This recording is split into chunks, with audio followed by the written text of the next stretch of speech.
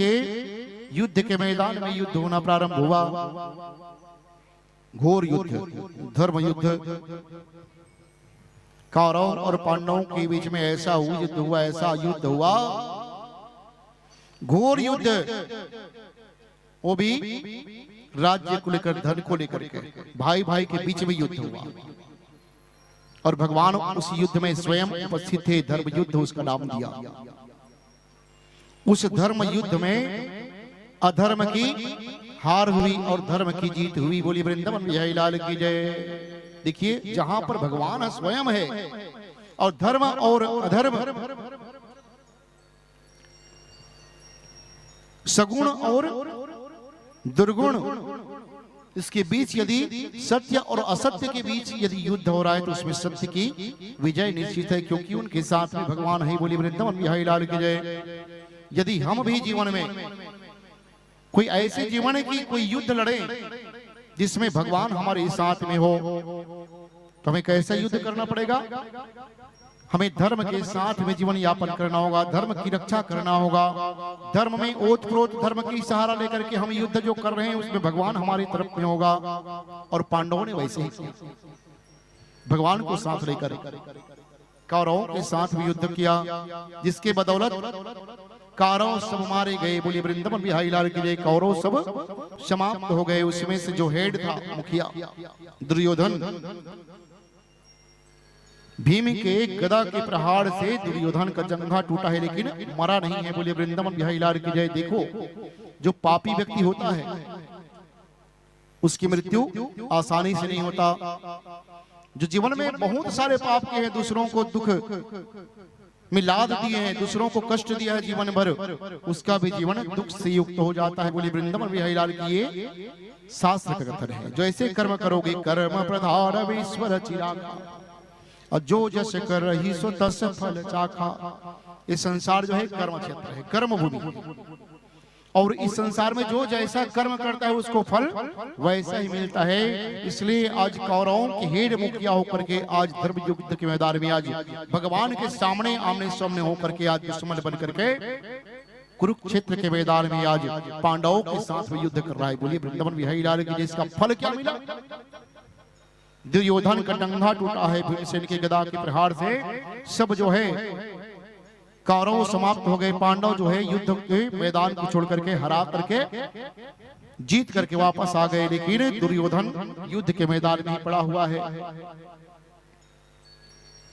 युद्ध के मैदान में पड़ा हुआ है।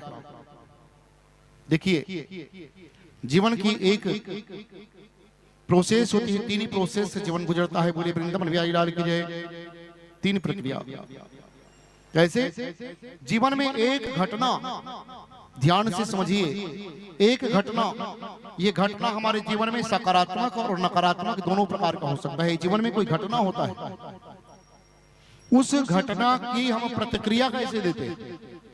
हम उस घटना की प्रतिक्रिया यदि हम सकारात्मक दे रहे हैं तो सकारात्मक हमें फल मिलेगा। बोलिए वृंदावन बिहारी लाल की जय। जो घटना हुआ है उसकी प्रतिक्रिया हम नकारात्मक दे रहे तो उसकी फल भी नकारात्मक होता है। बोलिए वृंदावन बिहारी लाल की जय। कैसे?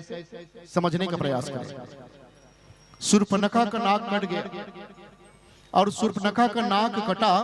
कटे हुए नाक को लेकर के रावण के सामने शूर्पणखा आई और शूर्पणखा आई, कहने लगी, भैया मेरे नाक को काट दिए। ओहो, उस समय रावण ने शूर्पणखा से क्या पूछा कि नाक को किसने काटा, उससे मैं बदला लूंगा। देखो, घटना कहां घटी? जहां पर नाक कटी वहां पर घटना घटी। लेकिन घटना की प्रतिक्रिया रावण के पास में क्या आया कि देखो भैया मेरे नाक को काट दिए हैं, जो बनवासी आए हैं मेरे नाक को काट दिए हैं। तो उसकी प्रतिक्रिया रावण क्या दे रहे? चिंता मत करो बहन, तुम्हारे नाक को जो जिन्होंने काटा है उसको मैं जिंदा नहीं छोड़ूंगा। बोले वृंदावन बिहारी लाल की। जिसका मैं बदला लूंगा। प्रतिक्रिया, घटना हुई, प्रतिक्रिया रावण ने ऐसे दिया, उसका फल रावण का कुछ नहीं बचा। बोले वृंदावन बिहारी लाल की जय। रावण का कुछ नहीं बचा। इसलिए जीवन में कोई भी सकारात्मक या नकारात्मक कोई घटना हमारे जीवन में घट जाए, उसकी प्रतिक्रिया भी सुंदर अच्छा सकारात्मक होना चाहिए। उस समय रावण ने एक बार यदि पूछ लिया होता शूर्पणखा से, शूर्पणखा तुम्हारे नाक को किसने काटा है, क्यों काटा, यदि कारण पूछ लिए होते तो रावण का सर्वनाश नहीं होता। रावण जो है पूछ लेता किसी शूर्पणखा से कि ये नाक को क्यों काटा गया, तुम क्या करने गई थी वहां वनवासियों के पास। बस ऐसे ही यदि रावण ने शूर्पणखा से प्रश्न किए होते, सकारात्मक यदि प्रतिक्रिया दिए होते, रावण का नाश नहीं होता। बोले वृंदावन बिहारी लाल की जय। उस समय शूर्पणखा, रावण यदि पूछते तो शूर्पणखा बताती कि मैं स्वयं गई थी वहां, तुम क्या किए, नाक क्यों कटा। शूर्पणखा बताती कि मैं उसको पति रूप में प्राप्त करने के लिए विनय की, उनकी पत्नी बनने के लिए विनय किया, तब वो मेरा नाक कटा। ऐसी यदि बता दी है तो शूर्पणखा को ही गलती बनाते रावण ने, और भगवान से बदला लेने का प्रयास नहीं करते, और रावण का नाश नहीं होता। बोले वृंदावन बिहारी लाल की जय। इसलिए जीवन में ये तीन घटना है, घटना, प्रतिक्रिया और उसका फल। जैसे घटना होगी हम जैसे प्रतिक्रिया देंगे उस घटना को वैसे ही हमें फल मिल जाता है। बोले वृंदावन बिहारी लाल की जय। आज कौरव और पांडवों के बीच में युद्ध हुआ, और युद्ध का परिणाम क्या हुआ कि आज दुर्योधन का जंघा टूटा हुआ है, युद्ध के मैदान में पड़ा हुआ है, युद्ध के मैदान में पड़ा हुआ है। सब जो है कौरव जब समाप्त हो गए, पांडव वापस हो गए, और संध्या काल का समय था जब अश्वत्थामा को पता चला कि कौरव समाप्त हो गए, लेकिन किसी ने यह खबर नहीं दिया कि दुर्योधन जीवित है कि मरा हुआ है। तो युद्ध के मैदान में पता करने के लिए गया अश्वत्थामा कि दुर्योधन मेरा मित्र है, जीवित है कि मरा हुआ है। जब युद्ध के मैदान में कुरुक्षेत्र में गया तो वहां पर दुर्योधन जो है अधमरे घायल अवस्था में, जंघा टूटा हुआ करा रहे थे। बोले वृंदावन बिहारी लाल की जय। उस समय अश्वत्थामा गया और पूछने लगा, कहे भाई मेरे मित्र दुर्योधन, ये हाल तुम्हारा किसने किया बताओ, मुझको मृत्यु से बढ़कर मैं सजा देने के लिए मैं तैयार हूं, बताओ ये तुम्हारे जंघा को किसने तोड़ा है, इस हाल तुम्हारा किसने किया है। दुर्योधन ने कहा, कहे मेरे मित्र अश्वत्थामा, ये हाल तुम देख रहे हो ना, ये हाल पांचों पांडवों ने किया है, पांचों पांडवों के द्वारा ये हाल मेरा हुआ है, मेरा जंघा टूटा हुआ है भीमसेन की गदा के द्वारा। रो रहे हैं, कहे मित्र मैं क्या करूं, मैं तो सोच रहा था कि मेरे जैसे बलवान इस संसार में कोई नहीं होगा, लेकिन आज इतने बलवान बलशाली जो है धराशायी होकर के आज जंघा टूटे मैं पड़ा युद्ध के मैदान में। अश्वत्थामा पूछने लगा कि मेरे मित्र दुर्योधन बोलो, मैं तुम्हारे लिए क्या कर सकता हूं, अच्छे मित्र हूं मैं आपका क्या सहयोग कर सकता हूं, बोलो, जो मुंह में बोल दोगे वो सहयोग करने के लिए मैं तैयार हूं। कैसा सहयोग चाहिए आपको मित्र का। दुर्योधन कहने लगे, कहे अश्वत्थामा मेरे मित्र, सहयोग ही प्रदान करना चाहते हो तो मुझे पड़े रहने दो युद्ध के भूमि पर, लेकिन जिन्होंने मेरे ये हाल किया पांडवों ने, उस पांचों पांडव के सिर को काट करके ला करके मेरे सामने प्रस्तुत कर दो तो मैं जान जाऊंगा तुम मेरे प्रिय मित्र हो। पांचों पांडव के द्वारा मेरा हाल हुआ है, पांचों पांडव को मार करके लाओ, मार करके लाओ तो मैं विश्वास हो जाएगा कि तुम मेरे अच्छे मित्र हो। तो अश्वत्थामा कहने लगे, कहे मित्र ये कौन सी छोटी सी बात कह रहे हो, पांचों पांडव को मारना ये मेरे लिए बड़ी बात नहीं है, चलो मैं जाता हूं और बहुत जल्दी खबर सुना दूंगा कि पांचों पांडव को मैंने मार दिया। ओहो, ऐसे मित्र को वचन दे दिया अश्वत्थामा ने, मैं पांचों पांडव को मार कर गया। अब इधर रोज रोज के युद्ध में झगड़े में लड़ाई में सब पांचों पांडव थके हुए थे। जैसे ही कौरवों को समाप्त किया, घर में जाकर के आराम करने लगे, विश्राम करने लगे, वन में जाकर के विश्राम करने लगे, क्योंकि मन चंचल मन जो है, मन को शांति नहीं मिल रही है। उसको पांचों पांडव को, अपने ही परिवार को मार करके हमने हमारे जीवन में क्या खुशी, क्या आनंद मिल सकता है। और रात भर नींद नहीं आ रही है। भगवान कृष्ण जो है छड़ी लेकर के बैठे हुए हैं। पांचों पांडव को कह दिए कि कहे पांडव, युधिष्ठिर इत्यादि पांडव को कहने के लगे कि आप लोग विश्राम करो, मैं जग रहा हूँ, चौकीदारी कर रहा हूँ, कोई आपको कुछ नहीं बिगाड़ सकता। भगवान छड़ी लेकर के चौकीदारी कर रहे हैं। पांचों पांडव द्रौपदी इत्यादि और पांचों पांडवों के जैसे ही 5 पुत्र उनके साथ में थे, सब के सब शयन कर रहे हैं। बोले वृंदावन बिहारी लाल की जय। सब के सब पांचों पांडव लाइन से सोए हुए हैं और उनके पुत्र हूबहू पांचों पांडवों के जैसे अपने अपने पिता के समान 5 पुत्र थे। द्रौपदी इत्यादि शयन कर रहे हैं। लेकिन अर्धरात्रि रात को 2 बजे 2 बजे अर्जुन जो है बेचैन है, हड़बड़ा रहा है। अर्जुन भगवान कृष्ण छड़ी लेकर के बैठे हैं। पूछने लगे, कहे अर्जुन, कौरवों को मारने के बाद भी तुम्हें मन में शांति नहीं मिल रही है, नींद नहीं आ रही है? अर्जुन कहने लगा, कहे प्रभु कृष्ण, मुझे कहां से नींद आएगी, मैं तो बेचैन हूं। अपने लोगों को मार करके मुझे कोई आनंद नहीं मिल रहा है कृष्ण। मैं तो अपने गुरु को, अपने गुरु के साथ साथ गुरु पत्नी को मैंने कष्ट किया, गुरु भाई को कष्ट दिया, मेरे जितने ही सम्मानित थे, मेरे पिता तुल्य, मेरे दादा दादी इत्यादि सबको मैं कष्ट दिया, तो मुझे सुख कहाँ मिलने वाली है? जो दूसरों को दुख दिया है उनको सुख कहां से मिलेगा कृष्ण? उनकी बेचैनी को देख करके भगवान कहने लगे, कहे अर्जुन, मैं समझ गया तुम्हारी बातों को, तुम्हें नींद नहीं आ रही, तुम्हें भय है। एक काम करो, तुम लोग यहां से उठो और उठ करके तुम चलो मेरे साथ में। और भगवान पांचों पांडवों को उठा लिए अर्धरात्रि में और बीच जंगल में लेकर के वहां सुला दिए। बोले वृंदावन बिहारी लाल की जय। अब पांचों पांडवों को उठा दिए रात को, उनके पुत्र वहीं पर सोए हैं, द्रौपदी इत्यादि सोए हुए हैं। पांचों पांडवों को दूसरे जगह ले जाकर के कृष्ण भगवान ने सुला दिया। अब उधर से अश्वत्थामा जो है उनको वचन देकर के आए हैं। अश्वत्थामा ढूंढ रहे हैं पांचों पांडव को। पांचों पांडव मुझे मिलेंगे, कहीं तो विश्राम कर रहे होंगे, कहीं ना कहीं तो होंगे, मैं उनको ढूंढूंगा और उनको मृत्यु दंड दे करके ये खबर मैं दुर्योधन को जा करके बताऊंगा, ये शुभ समाचार।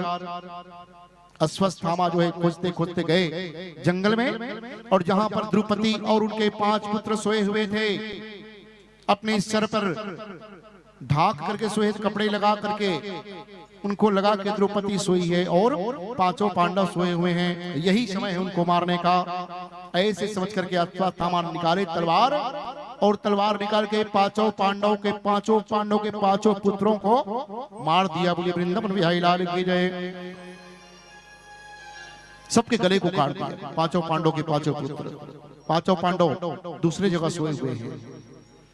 अब अश्वत्थामा ने विचार किया कि मैं यदि कहूंगा जाकर के दुर्योधन को यह खबर बताऊंगा कि पांचों पांडवों को मार करके आ गया, तो विश्वास नहीं करेगा। इसलिए चलो मैं पांचों पांडव को इस सिर को ही काट करके साथ में ले जाकर के दुर्योधन को दिखा दूंगा, तब उनको विश्वास होगा, मेरा मित्र प्रसन्न हो जाएगा। ऐसे सोच करके पांचों पांडव के पांचों पुत्र के सिर को काट करके सिर को ले जाकर के दुर्योधन के पास में ले जाकर के टिका दिया। ऐ दुर्योधन, ओहो ऐ मित्र। दुर्योधन देखने लगे, कहो क्या हुआ?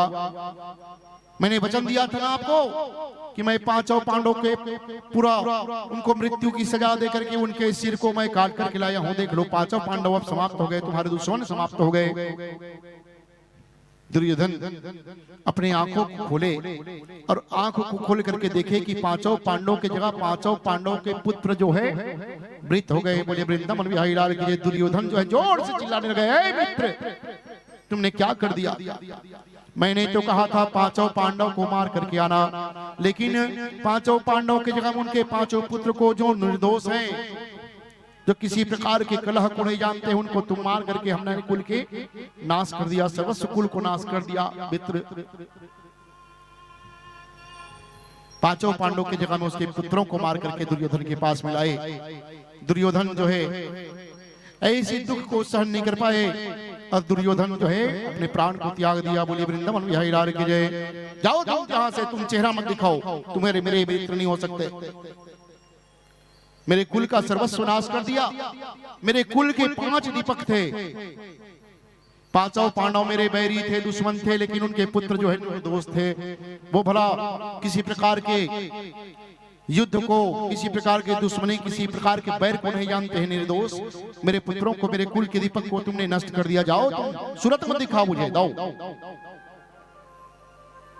तिरस्कार कर दिया। अब इधर पांचों पांडव के 5 पुत्र मरने की समाचार पांडवों को पता चला कि हमारे 5 पुत्रों को अश्वत्थामा ने मार दिया। युधिष्ठिर इत्यादि 5 पांडव जो है अश्वत्थामा को ढूंढने लगे, कहां है कहां है। ओहो, ढूंढने लगे।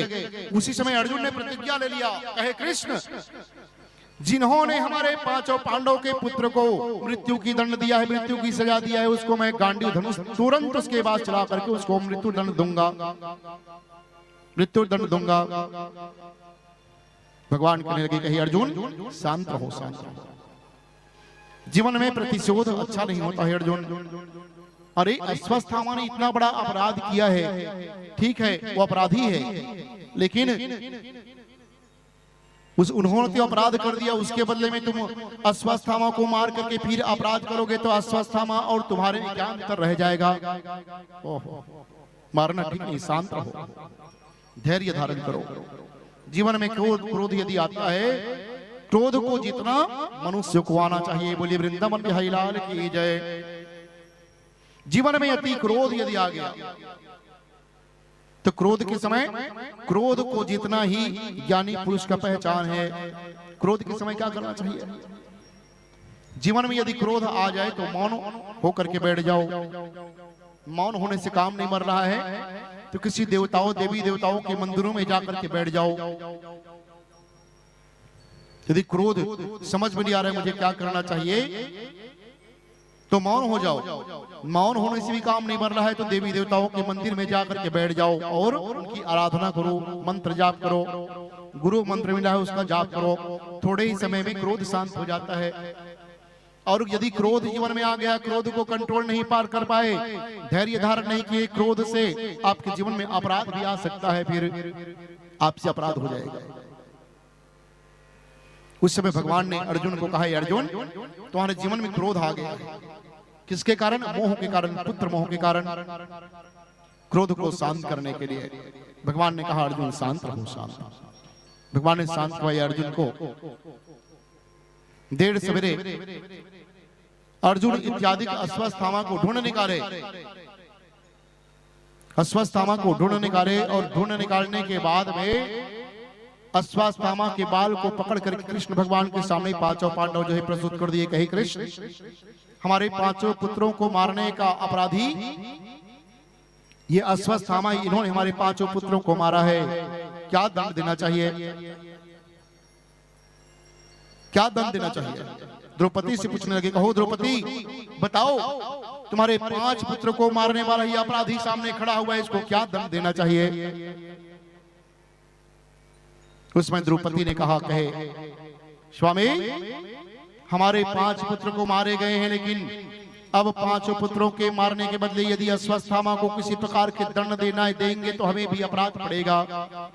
क्यों? कि अश्वत्थामा कौन है? गुरुपुत्र है, गुरुपुत्र है। यदि हम गुरुपुत्र को, भाई को, यदि गुरु भाई को हम मार देंगे तो गुरु माता को कितना कष्ट होगा, इसकी माता जो है उसको कष्ट होगा। एक बात। दूसरी बात,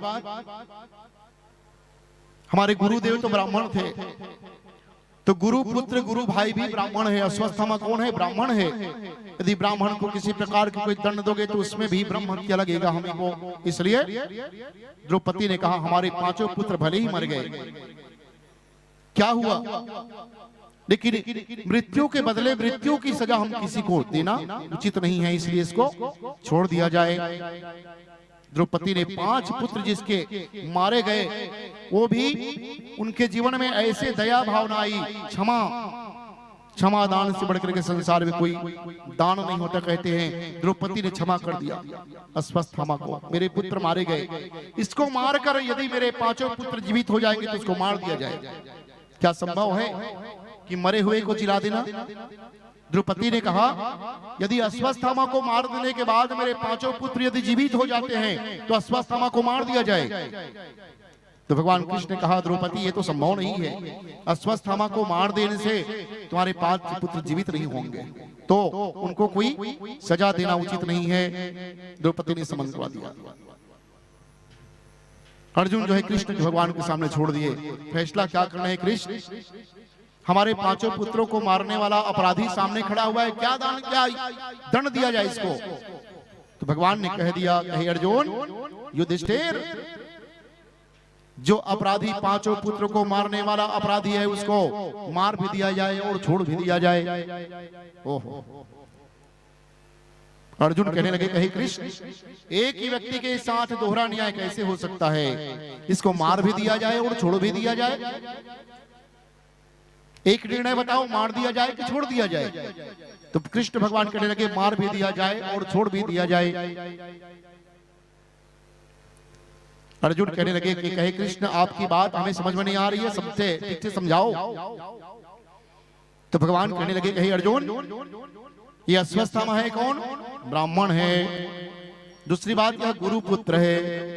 यदि अश्वत्थामा को मौत की सजा सुनाते हो, इसको मृत्यु की सजा देते हो, तो ब्रह्म हत्या पहले लग जाएगा 5 पांडवों के ऊपर, इसलिए मारना उचित नहीं है, इसको छोड़ दो।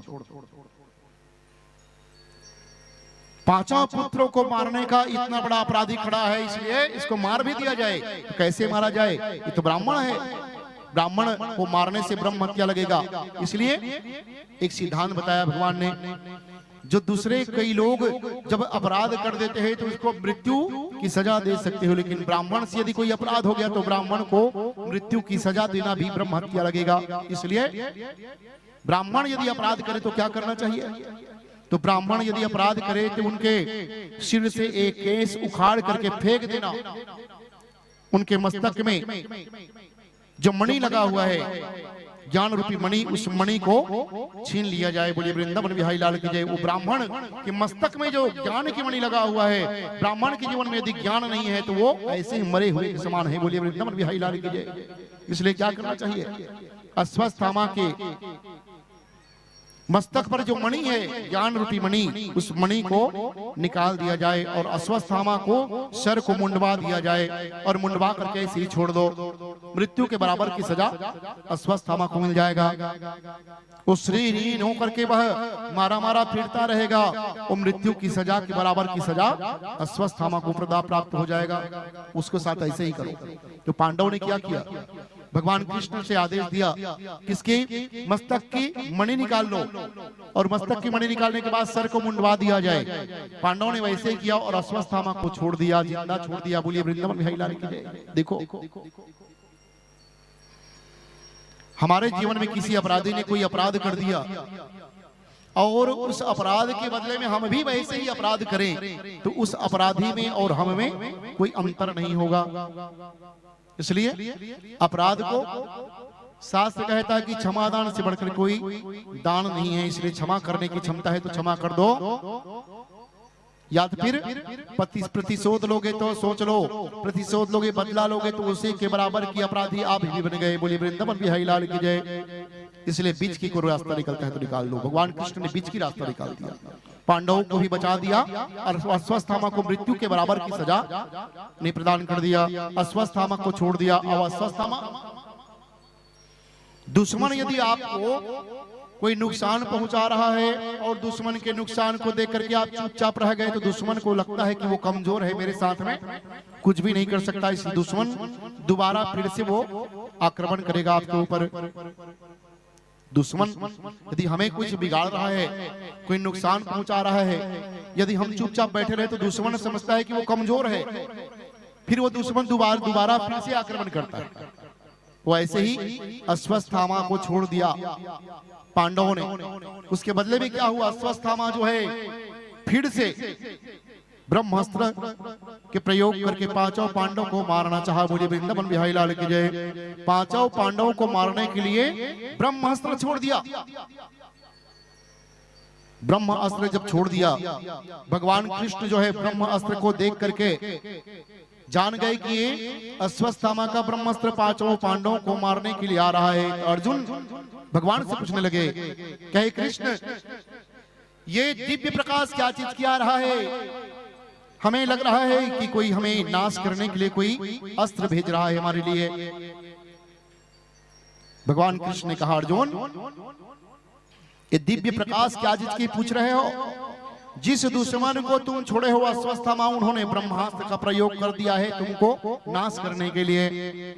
उस समय अर्जुन घबरा गया, हड़बड़ा गया, भयभीत हो गया। कहे कृष्ण के अब हमें क्या करना चाहिए? अरे ब्रह्मास्त्र है, हम ब्रह्मास्त्र से हम सब समाप्त हो जाएंगे पांचों पांडव। अर्जुन कुछ करो। कहे कृष्ण कुछ करो। उस समय कृष्ण भगवान ने अर्जुन से कहा, अर्जुन अरे क्यों घबराते हो? मैं तो तुम्हारे साथ में हूं ना। अरे क्या हुआ? अश्वत्थामा ब्रह्मास्त्र का प्रयोग कर दिया है, वही ब्रह्मास्त्र तुम्हारे पास में है ना, तुम भी ब्रह्मास्त्र का प्रयोग कर दो। बोलिए वृंदावन बिहारी लाल की जय। अर्जुन को ब्रह्मास्त्र प्रयोग करने के लिए भगवान ने आदेश दे दिया और अर्जुन ने ब्रह्मास्त्र को वो भी अपनी रक्षा करने के लिए ब्रह्मास्त्र को छोड़ दिया और दोनों ब्रह्मास्त्र जो है एक दूसरे के सामने जाकर के शांत हो गए। बोले वृंदावन बिहारी लाल की जय। भगवान ने रक्षा कर दिया पांडवों का। अब जब ब्रह्मास्त्र से काम नहीं बना तो अश्वत्थामा ने अब कमजोरी ढूंढना प्रारंभ कर दिया कि अब पांचों पांडवों के साथ में कैसा व्यवहार करना चाहिए। पांचों पांडव जो है समूल नष्ट हो जाए। उनको पता चला कि पांडव कुल में अभिमन्यु का मृत्यु हो गया है, उनकी पत्नी है उत्तरा और उत्तरा गर्भवती है। तो गर्भवती है, पांचों पांडव तो समाप्त होंगे उनके कुल के दीपक जलाने के लिए। उत्तरा के गर्भ से संतान पैदा होने वाला है, इसलिए क्यों ना मैं पांचों पांडवों के समूल कुल को नाश करने के लिए मैं उत्तरा के गर्भ को नष्ट कर दूं। अभिमन्यु के मृत्यु के पश्चात, पति के मृत्यु के पश्चात दुख को भुलाई नहीं है। उत्तरा गर्भवती है, सुंदर अपने गर्भ की संरक्षण कर रही है, सुंदर जतन कर रही है कि मेरे गर्भ से पांडव कुल का दीपक फिर से जन्म ले लेगा उत्तरा। और उसी समय अश्वत्थामा का ध्यान आ गया कि उत्तरा के गर्भ में जो बालक पल रहा है वो पांचों पांडव के कुल के दीपक है, उनको मैं नष्ट कर देना चाहता हूं। और उस समय एक ब्रह्मास्त्र फिर से तैयार किया अश्वत्थामा ने और ब्रह्मास्त्र से उत्तरा के गर्भ को नष्ट करने के लिए फिर ब्रह्मास्त्र छोड़ दिया। बोलिए वृंदावन बिहारी लाल की जय। उस समय ब्रह्म अस्त्र को देख करके जब दिव्य प्रकाश से युक्त ब्रह्मास्त्र जब उत्तरा के गर्भ को नष्ट करने के लिए आने लगे तो उस समय उत्तरा जो है भगवान को पुकारने लगे कि दीन दयालो बिरिदु संभारे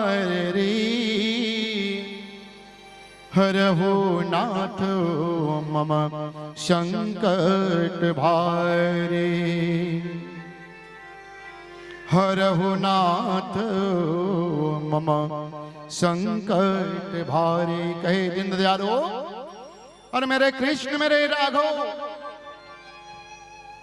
मेरे नंद नंदन मुझे मेरी गर्भ को बचा लो, रक्षा करो रक्षा करो रक्षा करो मेरे कृष्ण। उत्तरा जो है भगवान कृष्ण को पुकारने लगी, कहे मेरे कृष्ण मेरी गर्भ की रक्षा करो। तुरंत भगवान कृष्ण पहुंच लगे और भगवान कृष्ण पहुंच करके कहने लगे कि बेटी उत्तरा अरे तुम चिंता मत करो। भगवान दो स्वरूप बना लिए, एक स्वरूप में उत्तरा के सामने भगवान कृष्ण खड़े हुए हैं और एक स्वरूप से उत्तरा के गर्भ में एक आवरण बना दिया। बोलिए वृंदावन बिहारी लाल की जय। उत्तरा के गर्भ में रक्षा कवच बना दिया कि अश्वत्थामा के छुड़े ब्रह्मास्त्र से उत्तरा का गर्भ नष्ट नहीं होना चाहिए, रक्षा कवच बना दिया। और एक स्वरूप में भगवान कृष्ण उत्तरा के सामने खड़े हैं, बेटी तुम पुत्र भाव प्रकट करो, तुम पुत्रवत हो जाओ, पुत्र भाव प्रकट करो। और पुत्र के भाव के द्वारा उत्तरा के गर्भ में जाकर के प्रवेश करके वो आवरण बना दिया, रक्षा कवच बना दिया। बोलिए वृंदावन बिहारी लाल की जय। अश्वत्थामा के छोड़े हुए ब्रह्मास्त्र जो है जाकर के उत्तरा के गर्भ से टकरा गया, लेकिन उत्तरा का गर्भ नाश नहीं हो सका। बोलिए वृंदावन बिहारी लाल की जय। नष्ट नहीं हुआ, भगवान रक्षा किया। कि जहां पर कृपा राम की होई, अता पर कृपा करे सब कोई। अरे जिस पर भगवान की कृपा हो जाती है उसके पर सब लोग कृपा करने लगते हैं। ऐसे भगवान जो है दीन दयालु है। भगवान जो है उत्तरा के गर्भ की रक्षा कर दिया, गर्भ की रक्षा कर दिया। और वही उत्तरा के गर्भ में जो बालक पढ़ रहा है वो समय आवस उत्तरा के गर्भ से जब पैदा हुआ, बड़े पांचों पांडव जो है बड़े प्रसन्न हो गए कि हमारे कुल का दीपक अभी भी जीवित है, भगवान ने रक्षा किया है।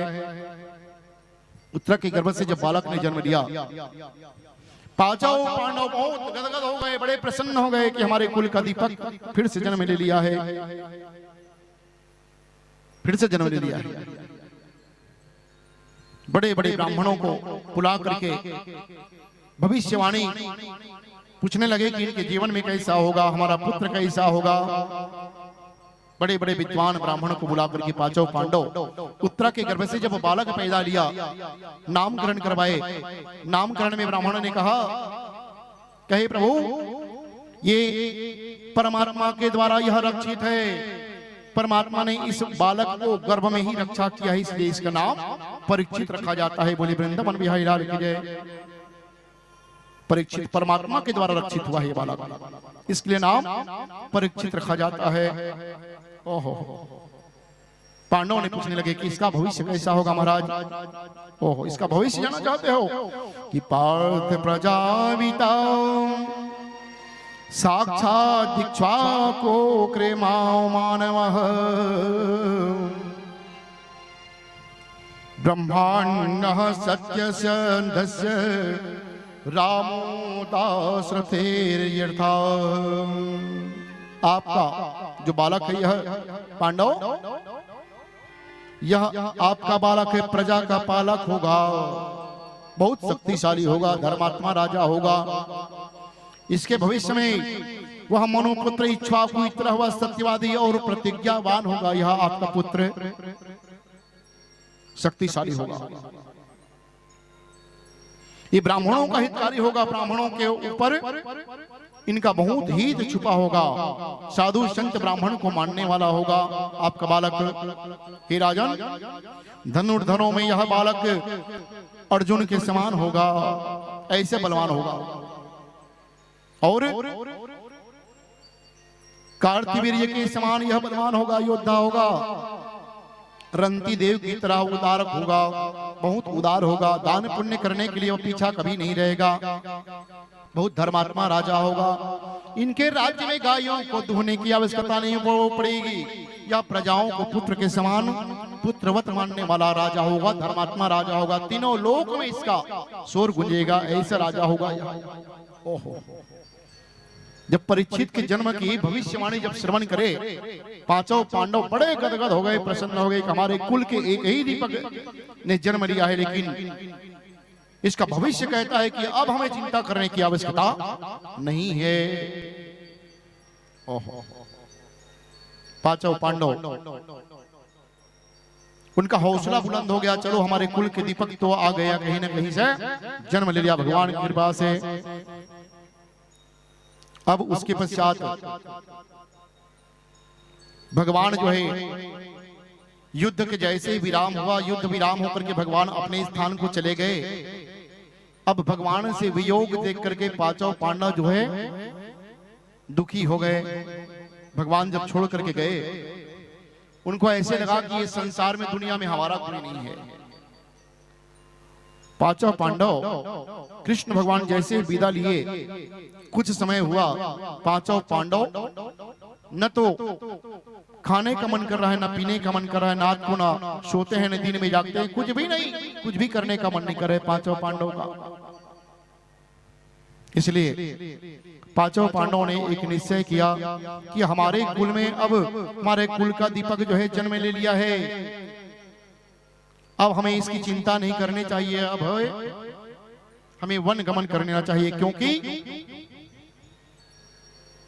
जब कोई जीव भगवान से वियोग होता है ना, तो वो जीव उस वियोग को सहन नहीं कर सकता।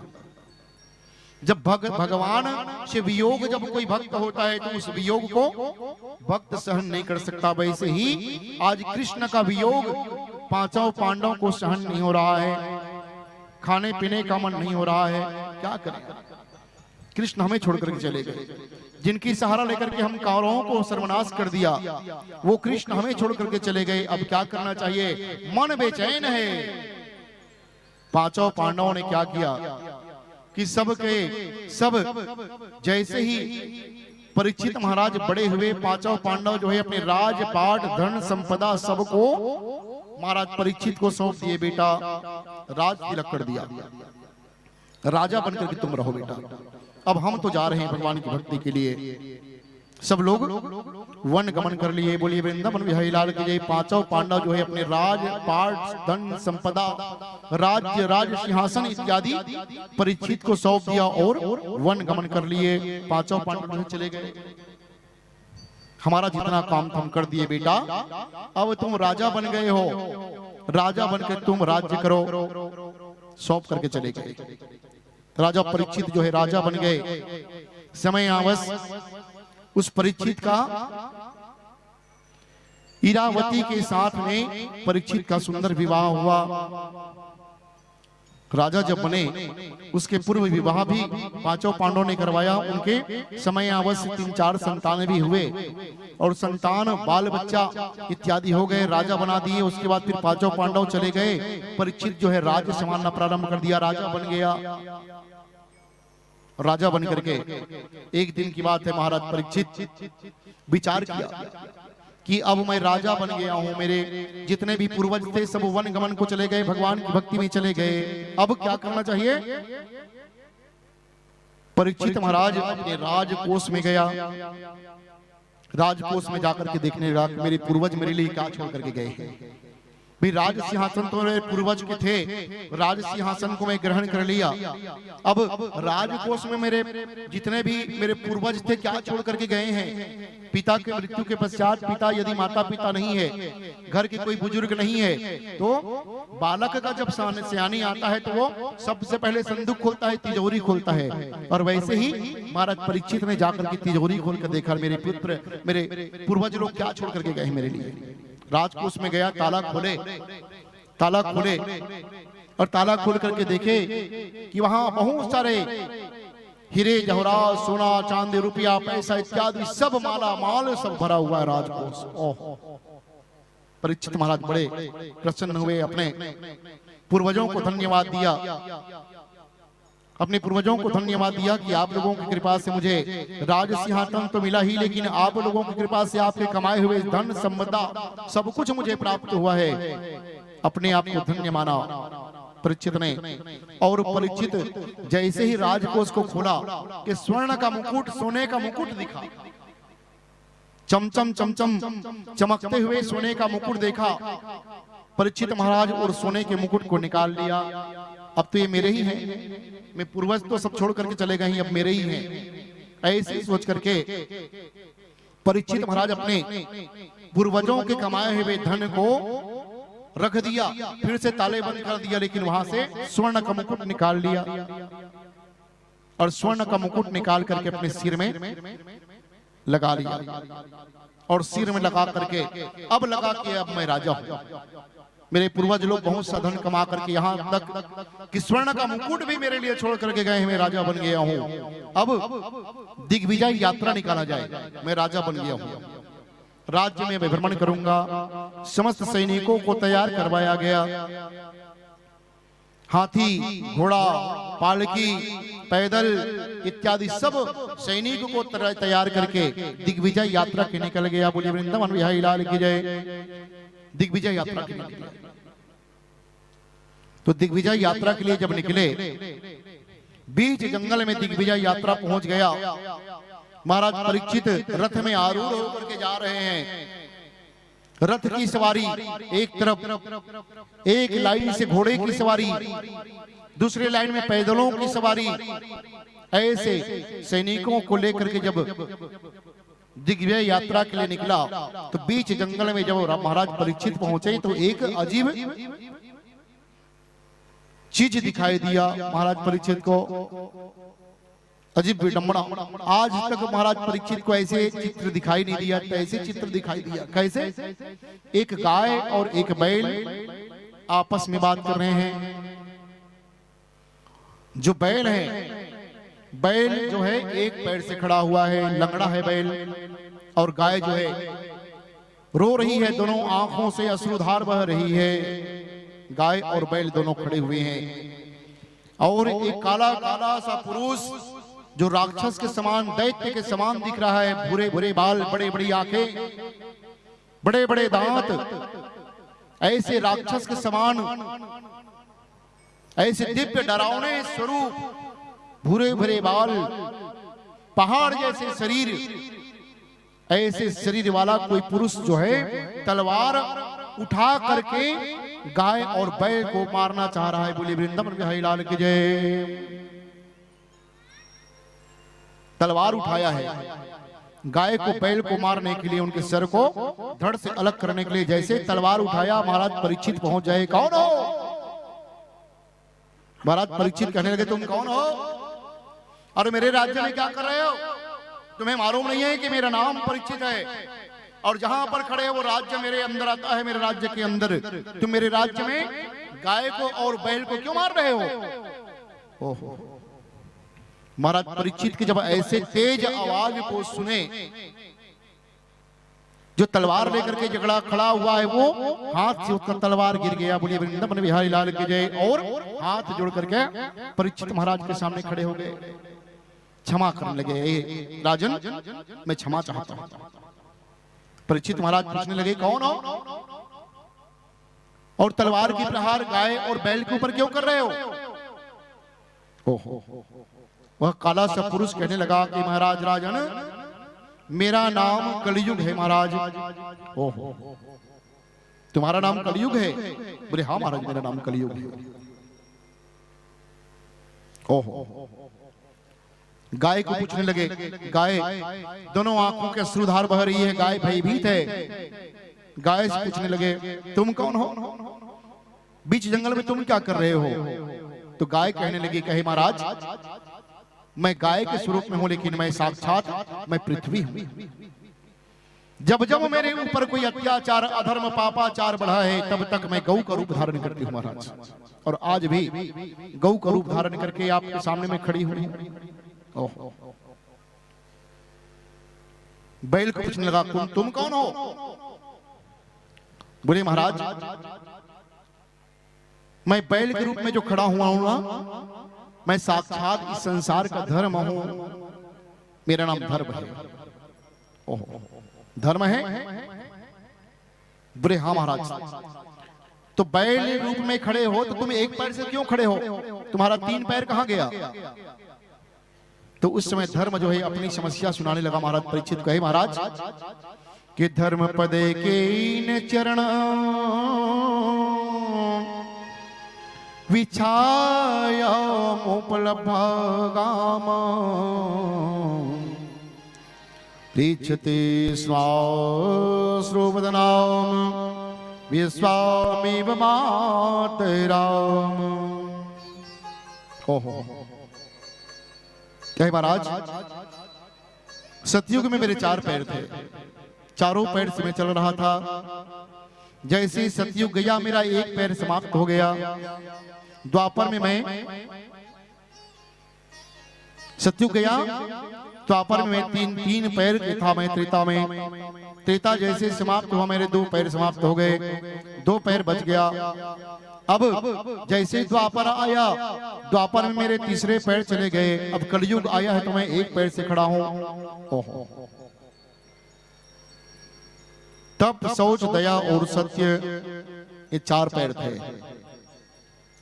लेकिन आज कलयुग में दान ही बचा है। बोले वृंदावन बिहारी लाल की जय। तब शौच, दान और सत्य। अब मेरे पैर जो बचे हैं केवल दान। कलयुग में दान महान है महाराज। ओहो। रोते हुए धर्म ने अपना परिचय दिया। उस समय धैर्य धारण करवाया महाराज परीक्षित ने। कहे, पृथ्वी, धर्म, तुम धैर्य धारण करो, पहले इनके साथ में निपटता हूं। बोले लगे, कहो कलयुग बोले हाँ महाराज, क्या आदेश है? तुम यहां से चले जाओ मेरे राज्य को छोड़कर। ओहो, मैं कैसे चला जाऊं महाराज, मैं कैसे चला जाऊं?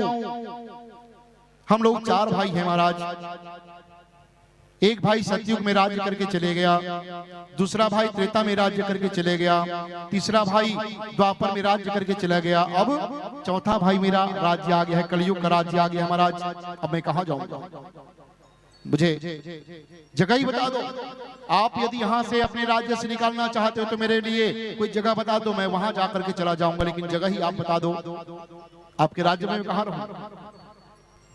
महाराज परीक्षित चिंतन करने लगे कि कलयुग के मैं कौन सा स्थान दूं। लेकिन महाराज परीक्षित ज्ञानी भी थे, जानते थे कि कलयुग जैसे कोई युग नहीं है। कलयुग में तो भगवान की भक्ति बहुत सरल है। बोलिए वृंदावन बिहारी लाल की जय। कलयुग में अत्याचार होगा, पापाचार होगा, अधर्म होगा, लेकिन भगवान की भक्ति बहुत सरल होगा। इसलिए मजबूरन महाराज परीक्षित को कलयुग को स्थान देना पड़ गया, क्योंकि कलयुग के लोग कैसे रहेंगे? आलसी रहेंगे। कलयुग के लोगों के पास भगवान की भक्ति करने का कोई समय नहीं होगा। और वैसे ही तो चल रहा है। किसी को पूछ लो कि भगवान की भक्ति मंदिर में कब जाते हो भैया? अभी तो काम धाम चलते महाराज, काम धाम छल ही नहीं। ओखर बाद में चना को ओखर बाद मंदिर उंदिर देखो महाराज, अभी काम धाम चलते। वो काम धाम कभी समाप्त होने वाला नहीं है। कलयुग के लोगों के पास भक्ति, भगवान की भक्ति करने के लिए समय बहुत कम होगा। इसलिए परीक्षित महाराज परम ज्ञानी थे, जान गए कि कलयुग को कैसा स्थान देना चाहिए, कैसा स्थान देना चाहिए। कलयुग कह रहे हैं महाराज मुझे स्थान दो, मैं कहां रहूं? तो व्यर्थे तथदा तस्मै स्थानानि कलये ददौ। ओहो, मेरे स्थान बता दो महाराज। तो परीक्षित महाराज कलयुग को 4 स्थान प्रदान किया। बोलिए वृंदावन बिहारी लाल की जय। ध्यान से श्रवण करिए कौन कौन से स्थान दिया कलयुग को। कि द्यूतम पानम स्त्रियः सुना,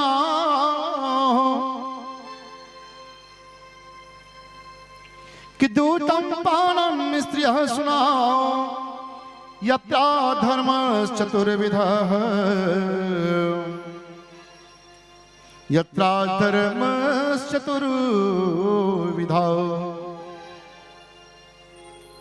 कलयुग को सबसे पहला स्थान दिया। कहे कलयुग तुम यहाँ रहना चाहते हो तो मैं तुम्हारे स्थान बता रहा हूँ, तुम अपने स्थान में जाकर के जब सिमट जाओ। बोले कौन से स्थान दे रहे महाराज?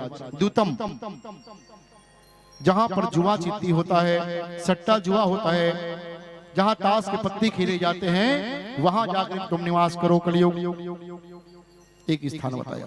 कलयुग ने कहा कहे प्रभु राजन ये मेरे लिए स्थान पूरा नहीं होगा, मेरे लिए कोई और बड़ा सा स्थान बता दो। मेरा साम्राज्य इतना बड़ा है, एक स्थान में मैं समा नहीं पाऊंगा, इसलिए कोई दूसरा स्थान बता दो। द्वितीयम पानम स्त्रियः, जहां पर मदिरापान होता है, जहां पर शराब इत्यादि मदिरापान जो होता है, वहां पर जाकर के तुम निवास कर लो। कलयुग ओहो, बोले महाराज जो 2 स्थान प्रदान किए हो वो भी मेरे लिए जगह कम हो रहा है महाराज, कोई तीसरा स्थान बता दो। स्त्रियः सुनः,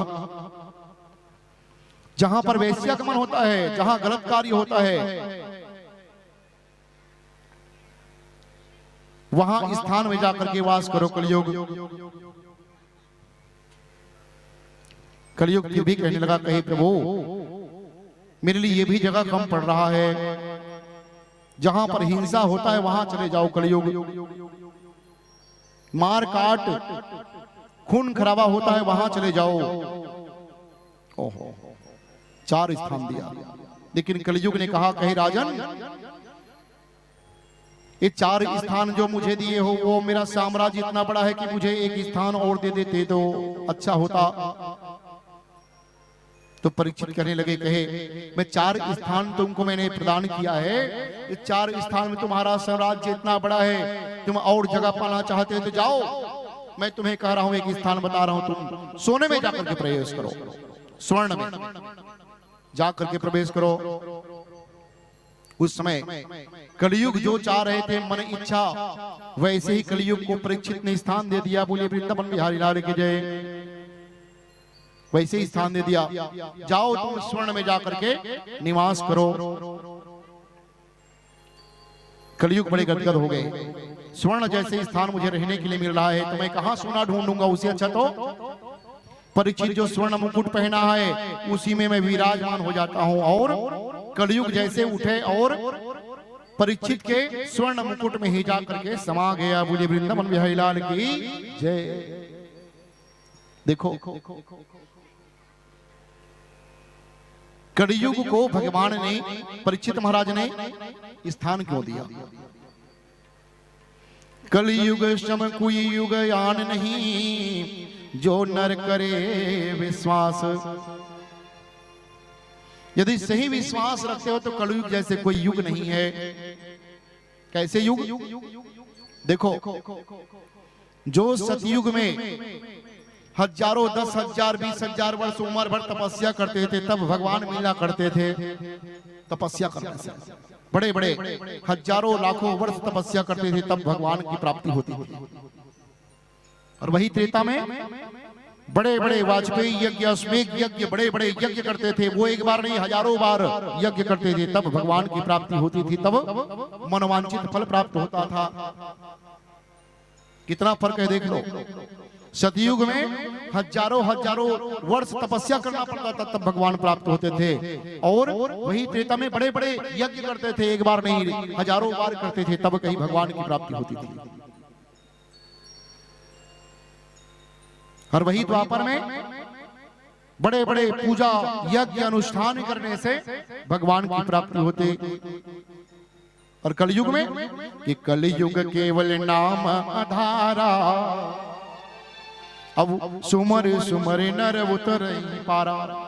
कलयुग में ऐसी व्यवस्था नहीं, आपको न तप करने की जरूरत है, न यज्ञ करने की जरूरत है, न पूजा न पाठ करने की जरूरत है, कुछ करने की जरूरत नहीं, केवल भगवान के नाम ले लो।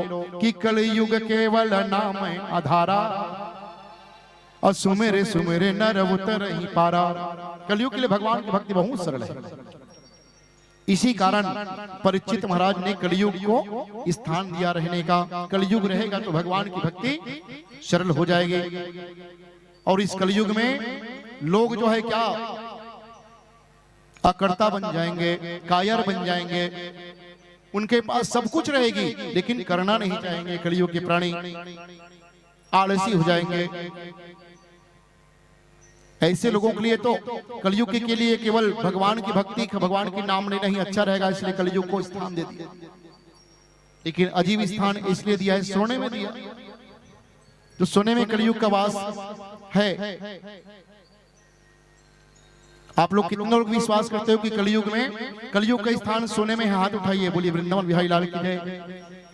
सोने में कलयुग का वास होता है, कितने लोगों को विश्वास है? बोलिए वृंदावन बिहारी लाल की जय।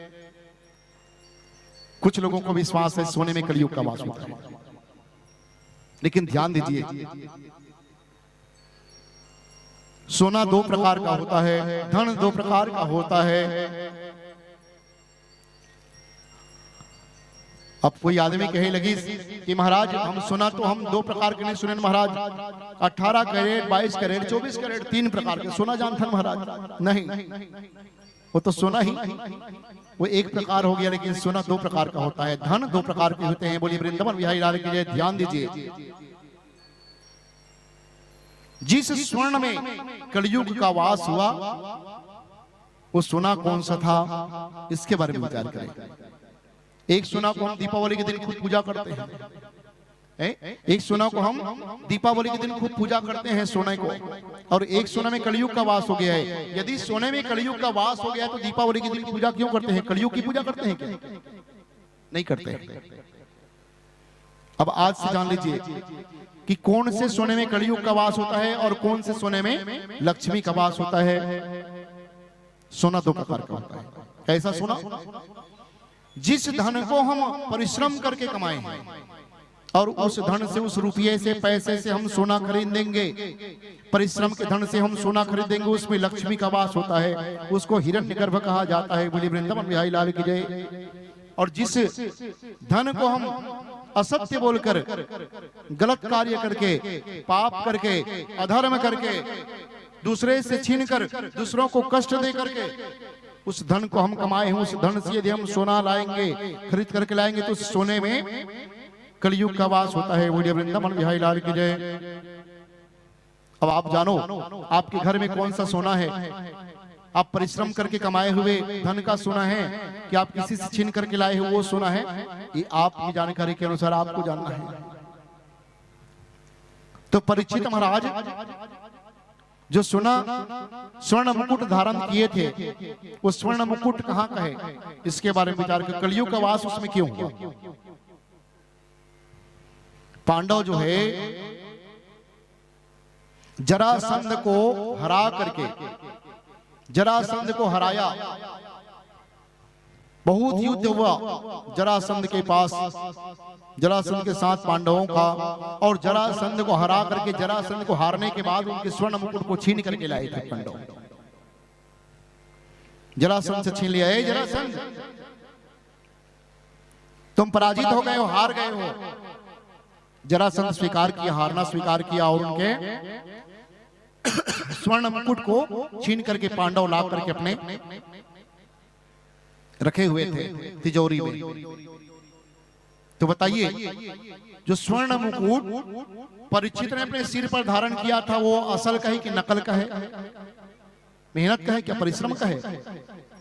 नहीं, छिना हुआ मुकुट था, इसलिए कलयुग ने उस स्वर्ण मुकुट में वास कर दिया। बोले वृंदावन बिहारी लाल की जय। दूसरे से छीने गए धन जो है असत्य का धन होता है, इसलिए असत्य के धन में ही कलयुग का वास हुआ। और जैसे ही कलयुग का वास हुआ, परीक्षित जो है सबको स्वतंत्र किया, गाय गौ को पृथ्वी रूप माता को सुंदर धैर्य धारण करवाए, धर्म को विदा किया और जंगल यात्रा में निकल गया। दिग्विजय यात्रा में, दिग्विजय यात्रा में निकले। जैसे ही आगे गए, बीच जंगल में प्रवेश किया, बहुत जोर से प्यास लग गई महाराज परीक्षित को, तो जल ढूंढना प्रारंभ किया। सैनिकों से कहा, अरे सैनिकों जाओ मेरे लिए जल की व्यवस्था करो, मुझे प्यास लगी है। अब परीक्षित के स्वर्ण मुकुट में कलयुग का वास हो गया है, और जहां कलयुग का वास हुआ तो उनकी बुद्धि जो है विपरीत हो गई है। परीक्षित का विनाश काले विपरीत बुद्धि, जब विनाश का समय होता है तो सबसे पहले बुद्धि में विकृति आ जाती है, बुद्धि विपरीत हो गई है। पानी ढूंढते ढूंढते बीच जंगल में पहुंच गया, और बीच जंगल में पहुंच करके उनका उत्तर दक्षिण पूरब पश्चिम कोई तरफ समझ नहीं आ रहा है। परीक्षित महाराज को जल ढूंढ रहा है, रास्ते में जा रहा है, रास्ते में गया, उस समय समीक ऋषि नाम करके साधु, समीक ऋषि जो है भगवान की तपस्या में लीन थे बीच जंगल में, वो तपस्या कर रहा है। ओम नमो भगवते वासुदेवाय, ओम नमो भगवते वासुदेवाय, ओम नमो भगवते वासुदेवाय, ओम नमो भगवते वासुदेवाय। समीक ऋषि घोर तपस्या में भिड़ा हुआ। समीक ऋषि के शरीर में मिट्टी चढ़ गया है, जियार का मिट्टी चढ़ गया है। कब से तपस्या कर रहा है समीक ऋषि खुद नहीं जानता है। अब जल ढूंढते ढूंढते जब परीक्षित बीच जंगल में प्रवेश किया, समीक ऋषि के पास में पहुंच गए। समीक ऋषि को बैठे हुए देखे, परीक्षित कहने लगा, ए कौन हो तुम बीच जंगल में बैठे हो? अब समीक ऋषि को तो अपने शरीर की जो भान भूल गया है, शरीर की सुध-बुध भूल गया, भगवान की भक्ति में लगा है। परीक्षित आवाज दिया, ए तुम कौन हो, बीच जंगल में क्यों बैठे हो? मेरे लिए जल की व्यवस्था करो। क्या तुम्हें पता नहीं है मैं इस राज्य का राजा हूं, मेरा नाम परीक्षित है, मैं आदेश दे रहा हूं मेरे लिए जल की व्यवस्था करो। समीक ऋषि भगवान की भक्ति में लगा हुआ है। बार बार, एक बार, दो बार, तीन बार आवाज दिए, तुम सुनते नहीं हो, मैं राजा हूं, राजा का आदेश का पालन नहीं कर रहे हो, मेरे लिए जल की व्यवस्था करो, मैं बहुत प्यासा हूं। परीक्षित महाराज जब एक बार, दो बार, तीन बार आवाज दिए, लेकिन शमीक ऋषि भगवान की भक्ति में लीन थे, उनको पता नहीं चला, आवाज भी सुनाई नहीं दिया, बाहरी आवाज बंद है, 10 इंद्रियों को भगवान की भक्ति में लगा चुका है। जब समझ में नहीं आया तो वहीं पर परीक्षित महाराज को क्रोध आ गया, तुम कैसे व्यक्ति हो, एक राजा का कैसे सम्मान करना चाहिए तुम बिल्कुल नहीं जानते। ऐसे सोच करके महाराज परीक्षित जो है अगल बगल देखने लगे, मैं क्या करूं, कैसे दंड दूं इसको। तो एक मरा हुआ सांप पड़ा था, मरा हुआ सांप पड़ा था, और मरे हुए सांप को एक तिनका से उठाए, लकड़ी से उठाए, और शमीक ऋषि के गले में ले जाकर के उसको लपेट दिया। बोलिए वृंदावन बिहारी लाल की जय। लपेट दिया, अपराध हो गया। इसलिए कहते हैं विपरीत काले, विपरीत काल में ऐसे ही समय आता है, उसको समझ नहीं आता कि अब विपरीत समय आ गया है, इसलिए बुद्धि विपरीत हो गई है, विनाश का समय आ गया है परीक्षित का। कोई समझ में नहीं आया, क्यों? क्योंकि कलयुग विराजमान है, बुद्धि को फेर दिया है कलयुग ने। मरे हुए सांप को शमीक ऋषि के गले में डाल दिया। जब शमीक ऋषि के गले में डाल रहे थे, उसी समय एक ब्राह्मण देवता वहीं से गुजर रहे थे। तो ब्राह्मण देवता गुजर रहे थे, देखे कि महाराज परीक्षित शमीक ऋषि के गले में मरे हुए सांप को डाल रहे हैं, तुरंत दौड़े सरोवर की ओर। तो सरोवर में शमीक ऋषि के एक पुत्र था जिसका नाम था श्रृंगी ऋषि। श्रृंगी ऋषि सरोवर में स्नान कर रहे थे। स्नान करके जल उठाए, सरोवर से जल लेकर के सूर्य भगवान को अर्घ दे रहे थे। जल हो सूर्य देवाय नमः, ओम आदित्यनाथाय नमः, भुवन भास्कराय नमः, ओ सूर्य नारायण स्वामी भगवान प्रसन्न हो। जैसे अंजलि से जल लेकर के सूर्य भगवान को दे रहे थे, उसी समय ब्राह्मण गए सरोवर के पार में खड़े हो गए, चिल्लाने लगे, ओ महाराज श्रृंगी ऋषि, ओ महाराज श्रृंगी ऋषि। तो जल का अर्घ दे रहे थे, बगल से देखे ब्राह्मण आवाज दे रहे, क्या हुआ, क्या हुआ? तो ये ब्राह्मण जो है सरोवर के पार से बताने लगे कि आपके पिताजी सरोवर के बगल में तपस्या कर रहे हैं, भगवान के तपस्या में लीन है, लेकिन एक व्यक्ति आकर के मरे हुए सांप को उसके गले में डाल रहा है, मैं देख करके आ रहा हूं। ओहो, मरे हुए सांप को पिताजी के गले में डाल दिया, उनकी ऐसी हिम्मत। तो ऐसे ही सूर्य भगवान को जल का अर्घ दे रहे थे, उसी को संकल्प को बदल दिया श्रृंगी ऋषि, और श्रृंगी ऋषि श्राप दे दिया, जाओ हे सूर्य भगवान, आपको साक्षी मानकर मैं श्राप दे रहा हूं कि चाहे जो भी व्यक्ति हो मेरे पिता के गले में जो मरे हुए सांप को डाल रहा है, उसके 7 दिन के अंदर तक्षक नाग के डसने से उसकी मृत्यु हो जाए। बोले वृंदावन बिहारी लाल की जय। श्राप दे दिया, हे सूर्य नारायण स्वामी भगवान आप साक्षी रहो। सूर्य नारायण भगवान को साक्षी मान करके श्रृंगी ऋषि जो है श्राप दे दिया। अब उसको ये पता नहीं है कि वो महाराज परीक्षित है कौन है। श्राप देने के बाद में स्नान ध्यान किए। अब स्नान ध्यान किए, उसके बाद फिर अपने पिताजी के गले में मरे हुए सांप जो डले हुए थे उसको निकाले, अपने पिताजी को उठाए, कहे पिताजी अब आप भगवान की भक्ति को समाप्त कीजिए और चलिए घर। शमीक ऋषि को लाने के लिए जैसे ही उठाए, उस समय श्रृंगी ऋषि कहने लगा, पिताजी मैं आपको भगवान की भक्ति से वंचित क्यों किया हूं पता है? मरे हुए सांप को किसी व्यक्ति ने आपके गले में डाल दिया था पिताजी।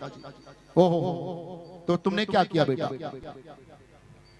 मैंने पिताजी उनको मैं श्राप दे दिया कि आज से 7वें दिन 7 दिन के अंदर तक्षक नाग डसने से उसकी मृत्यु हो जाएगी पिताजी, मैं श्राप दे दिया हूं। ओहो, श्राप दे दिया हूं, तो वो व्यक्ति है ही कौन बेटा? तो पता करने लगे। शमीक ऋषि जो है ध्यानी पुरुष थे, तपस्वी थे, अपने तप के बल से पता कर लिया कि आखिर मेरे गले में मरे हुए सांप किसने डाला होगा। अपने तप के बल से ध्यान लगाए, ध्यान लगा करके देख लिए कि मरे हुए सांप को डालने वाला कोई और नहीं परीक्षित राजा है। लेकिन कलयुग के प्रभाव के कारण महाराज परीक्षित ने मरे हुए सांप को मेरे गले में डाल दिया। परीक्षित का कोई दोष नहीं है, इसमें कलयुग का दोष है। कलयुग के कारण आज महाराज परीक्षित ने मरे हुए सांप को गले में डाल दिया। तुरंत जाग गए, ध्यान लगाए, बेटे कहने लगे, ऋषि सिंह, अरे बेटा तुमने बहुत बड़ा अपराध किया है। मेरे गले में मरे हुए सांप को डालने वाला कोई और नहीं, वो महाराज परीक्षित है। इतने बड़े महात्मा, दानी राजा, दान शिरोमणि, धर्मात्मा राजा बेटा श्रृंगी, अरे महाराज परीक्षित के उनके राज्य में गायों को दोहने की आवश्यकता नहीं पड़ती। इतने बड़े धर्मात्मा राजा है परीक्षित, उसको तुमने श्राप दे दिया। क्या? हाँ पिताजी, मैंने श्राप दे दिया। समीक ऋषि कहने लगे, बेटा श्रृंगी, महाराज परीक्षित के पास जाओ, खबर भेजवाओ कि 7 दिन के अंदर तक्षक नाग डसने से उसको मृत्यु होने वाली है। खबर महाराज परीक्षित को पता चलना चाहिए। खबर भिजवाओ उसको, क्योंकि धर्मात्मा राजा है, तुम्हें पाप पड़ेगा बेटा। तुम धर्मात्मा राजा को तुमने श्राप दिया है, इसलिए महाराज परीक्षित जो है 7 दिन तक चकनाक डसने से पहले वो कोई उपाय कर लेगा मुक्ति के लिए। उनको खबर भिजवाओ। श्राप लगा, उसको पता भी तो होना चाहिए मुझे श्राप लगा है, तो श्राप से बचने के लिए कोई उपाय कर लेगा। तो जब खबर भेजाओ उसको, तो जाकर के खबर भिजवाया श्रृंगी ऋषि ने। जब खबर भिजवाए तो जैसे ही महाराज परीक्षित जंगल की यात्रा तय करने के बाद में समीक ऋषि के गले में सांप डालने के बाद में जब जंगल से वापस गया अपने राजभवन में, स्वर्ण का मुकुट जैसे ही निकाल करके रखे और महाराज परीक्षित को पता चल गया कि मेरे से बहुत बड़ा अपराध हुआ है, मैं समीक ऋषि के गले में मरे हुए सांप को मैंने डाल दिया है, बहुत बड़ा अपराध किया हूं मैं, अब प्रायश्चित क्या होना चाहिए। ऐसे ही स्वर्ण का मुकुट जैसे ही निकाले, कलयुग जैसे ही अलग हुआ, महाराज परीक्षित जान गए कि मुझसे बहुत बड़ा अपराध हुआ है, अब क्या करना चाहिए, प्रायश्चित में क्या उपाय है। वैसे ही श्रृंगी ऋषि के द्वारा खबर भेजाया गया, खबर अवल आ गया, महाराज आपको पता है कि नहीं, आज से ठीक 7वें दिन तक्षक नाग के डसने से आपकी मृत्यु होने वाली है महाराज, इसलिए 7 दिन के अंदर कोई उपाय करना हो आप कर लो, नहीं फिर तक्षक नाग आपको डस लेगा। अपने मुक्ति के लिए कोई मार्ग बना लो, कोई उपाय कर लो।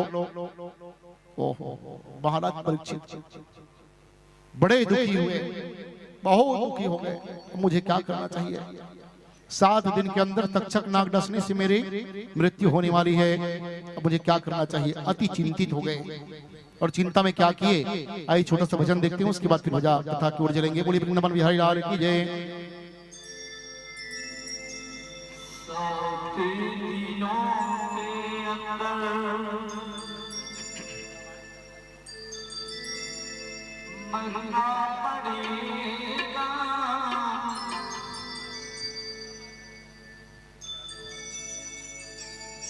मरना पड़ेगा, करनी का फल सबको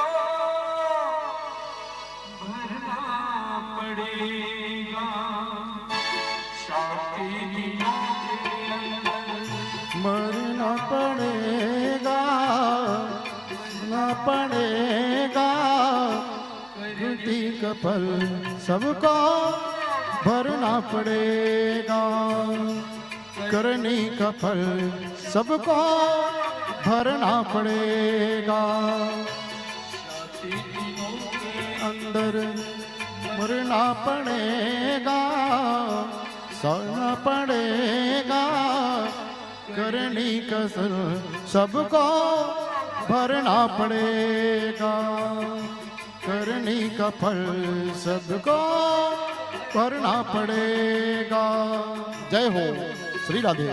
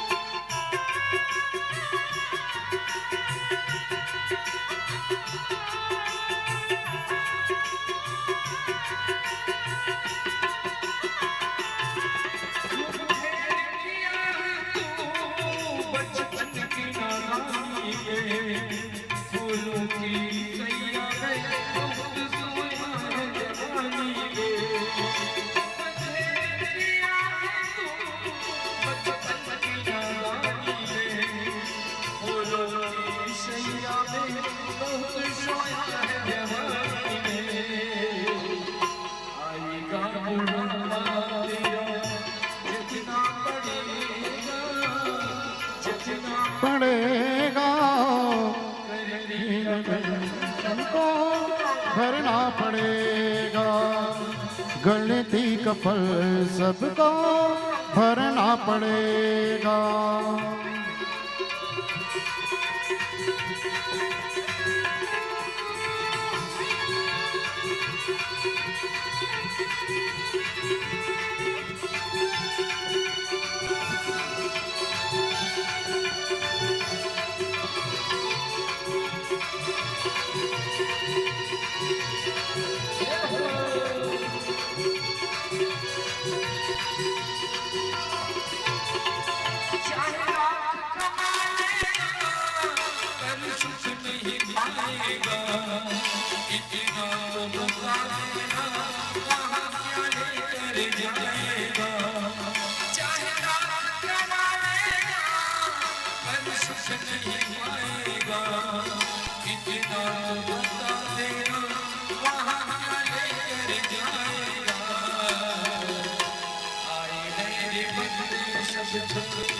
जाना पड़ेगा, जाना पड़ेगा, करनी का फल भरना पड़ेगा, गलती का फल सबको भरना पड़ेगा।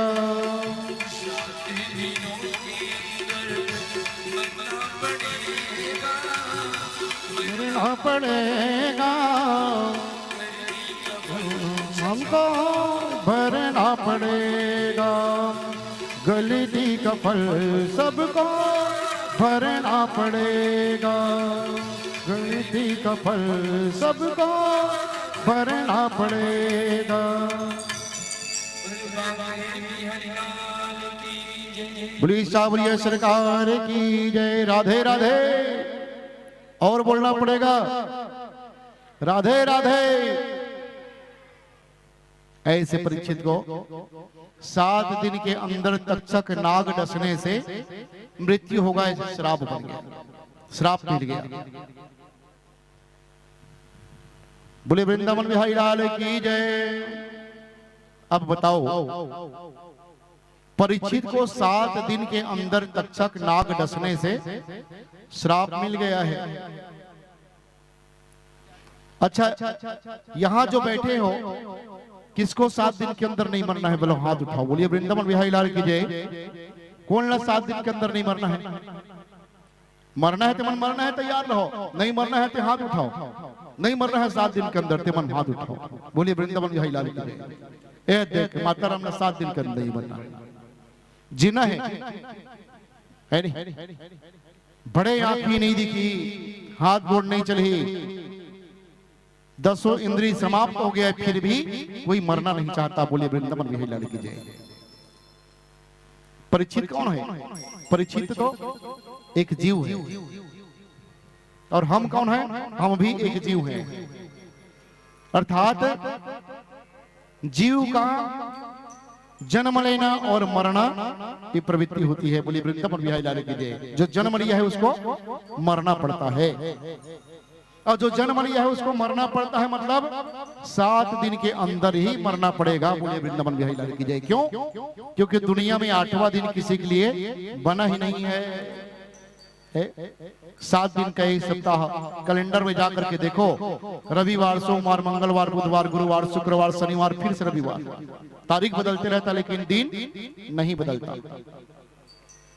इसलिए उस श्राप नहीं था, क्या था? उस जीव को संदेश था कि 7 दिन के अंदर तुम्हें मरना है, और वही संदेश आज कथा के माध्यम से आपके लिए भी है। आपको भी 7 दिन के अंदर मरना पड़ेगा।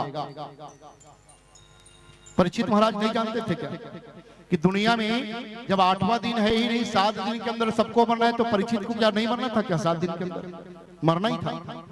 श्राप क्या मिला है? 7 दिन के अंदर उसको मरना है, तो 7 दिन के अंदर तो सबको मरना है। केवल परीक्षित को मृत्यु का भय दिखाया गया, बोले वृंदावन बिहारी लाल की जय। मृत्यु का भय उनको याद दिला दिया गया, कहे परीक्षित तूने इतना बड़ा अपराध किया है, 7 दिन के अंदर तेरी मृत्यु है। भय, मृत्यु का भय दिखाया गया। इसलिए हर व्यक्ति को, हर जीव को मृत्यु को याद रखना चाहिए, मृत्यु का भय होना चाहिए, मृत्यु याद रहना चाहिए। अब उसमें भय रहे न रहे, लेकिन मृत्यु तो सुलह आना सत्य बात है। तुम भय रखोगे नहीं रखोगे, फिर भी 7 दिन के अंदर तो मरना पड़ेगा, इसलिए मृत्यु को याद रखो। लेकिन हम क्या करते हैं, अज्ञान के कारण हम जीवन को याद रखते हैं, जीवन को याद रखते हैं। के साल को हो गए बाबा, मोर 95 साल चलते महाराज, जतका गुजर गए उसके वाला बता ही, लेकिन जो बचा है उसको नहीं बताते हैं। 1 साल जीऊंगा, 6 महीना जीऊंगा, वो नहीं बताते हैं। मेरा जीवन बहुत कम है महाराज, मैं बूढ़ा हो गया हूं, ऐसा नहीं कहता। मैं 95 साल का हूं, बड़े छाती अकड़ करके कहता है मैं 95 साल का, 90 साल का हूं, 60 साल का हूं। जीवन को याद रखते, कोई मृत्यु को याद नहीं रखता। और जो मृत्यु को याद रखता है फिर वो भगवान की भक्ति में लग जाता है किसी न किसी प्रकार से। बोलिए वृंदावन बिहारी लाल की जय। परीक्षित महाराज को मृत्यु का याद दिलाया गया, स्मरण करवाया गया कि कहीं परीक्षित 7 दिन के अंदर मरने वाले। परीक्षित महाराज को जब पता चला कि 7 दिन के अंदर तक्षक नाग डसने से मेरी मृत्यु होने वाली है, तो परीक्षित महाराज को लगा कि जब मरना ही है, संसार में सबको छोड़ करके जाना ही है, तो क्यों ना मैं माया मोह को छोड़ करके, राजपाट, स्त्री, संतान, धन दौलत सबको छोड़ करके मैं भगवान की भक्ति करते करते मरूं। बोले वृंदावन बिहारी लाल की जय। जब मरना ही है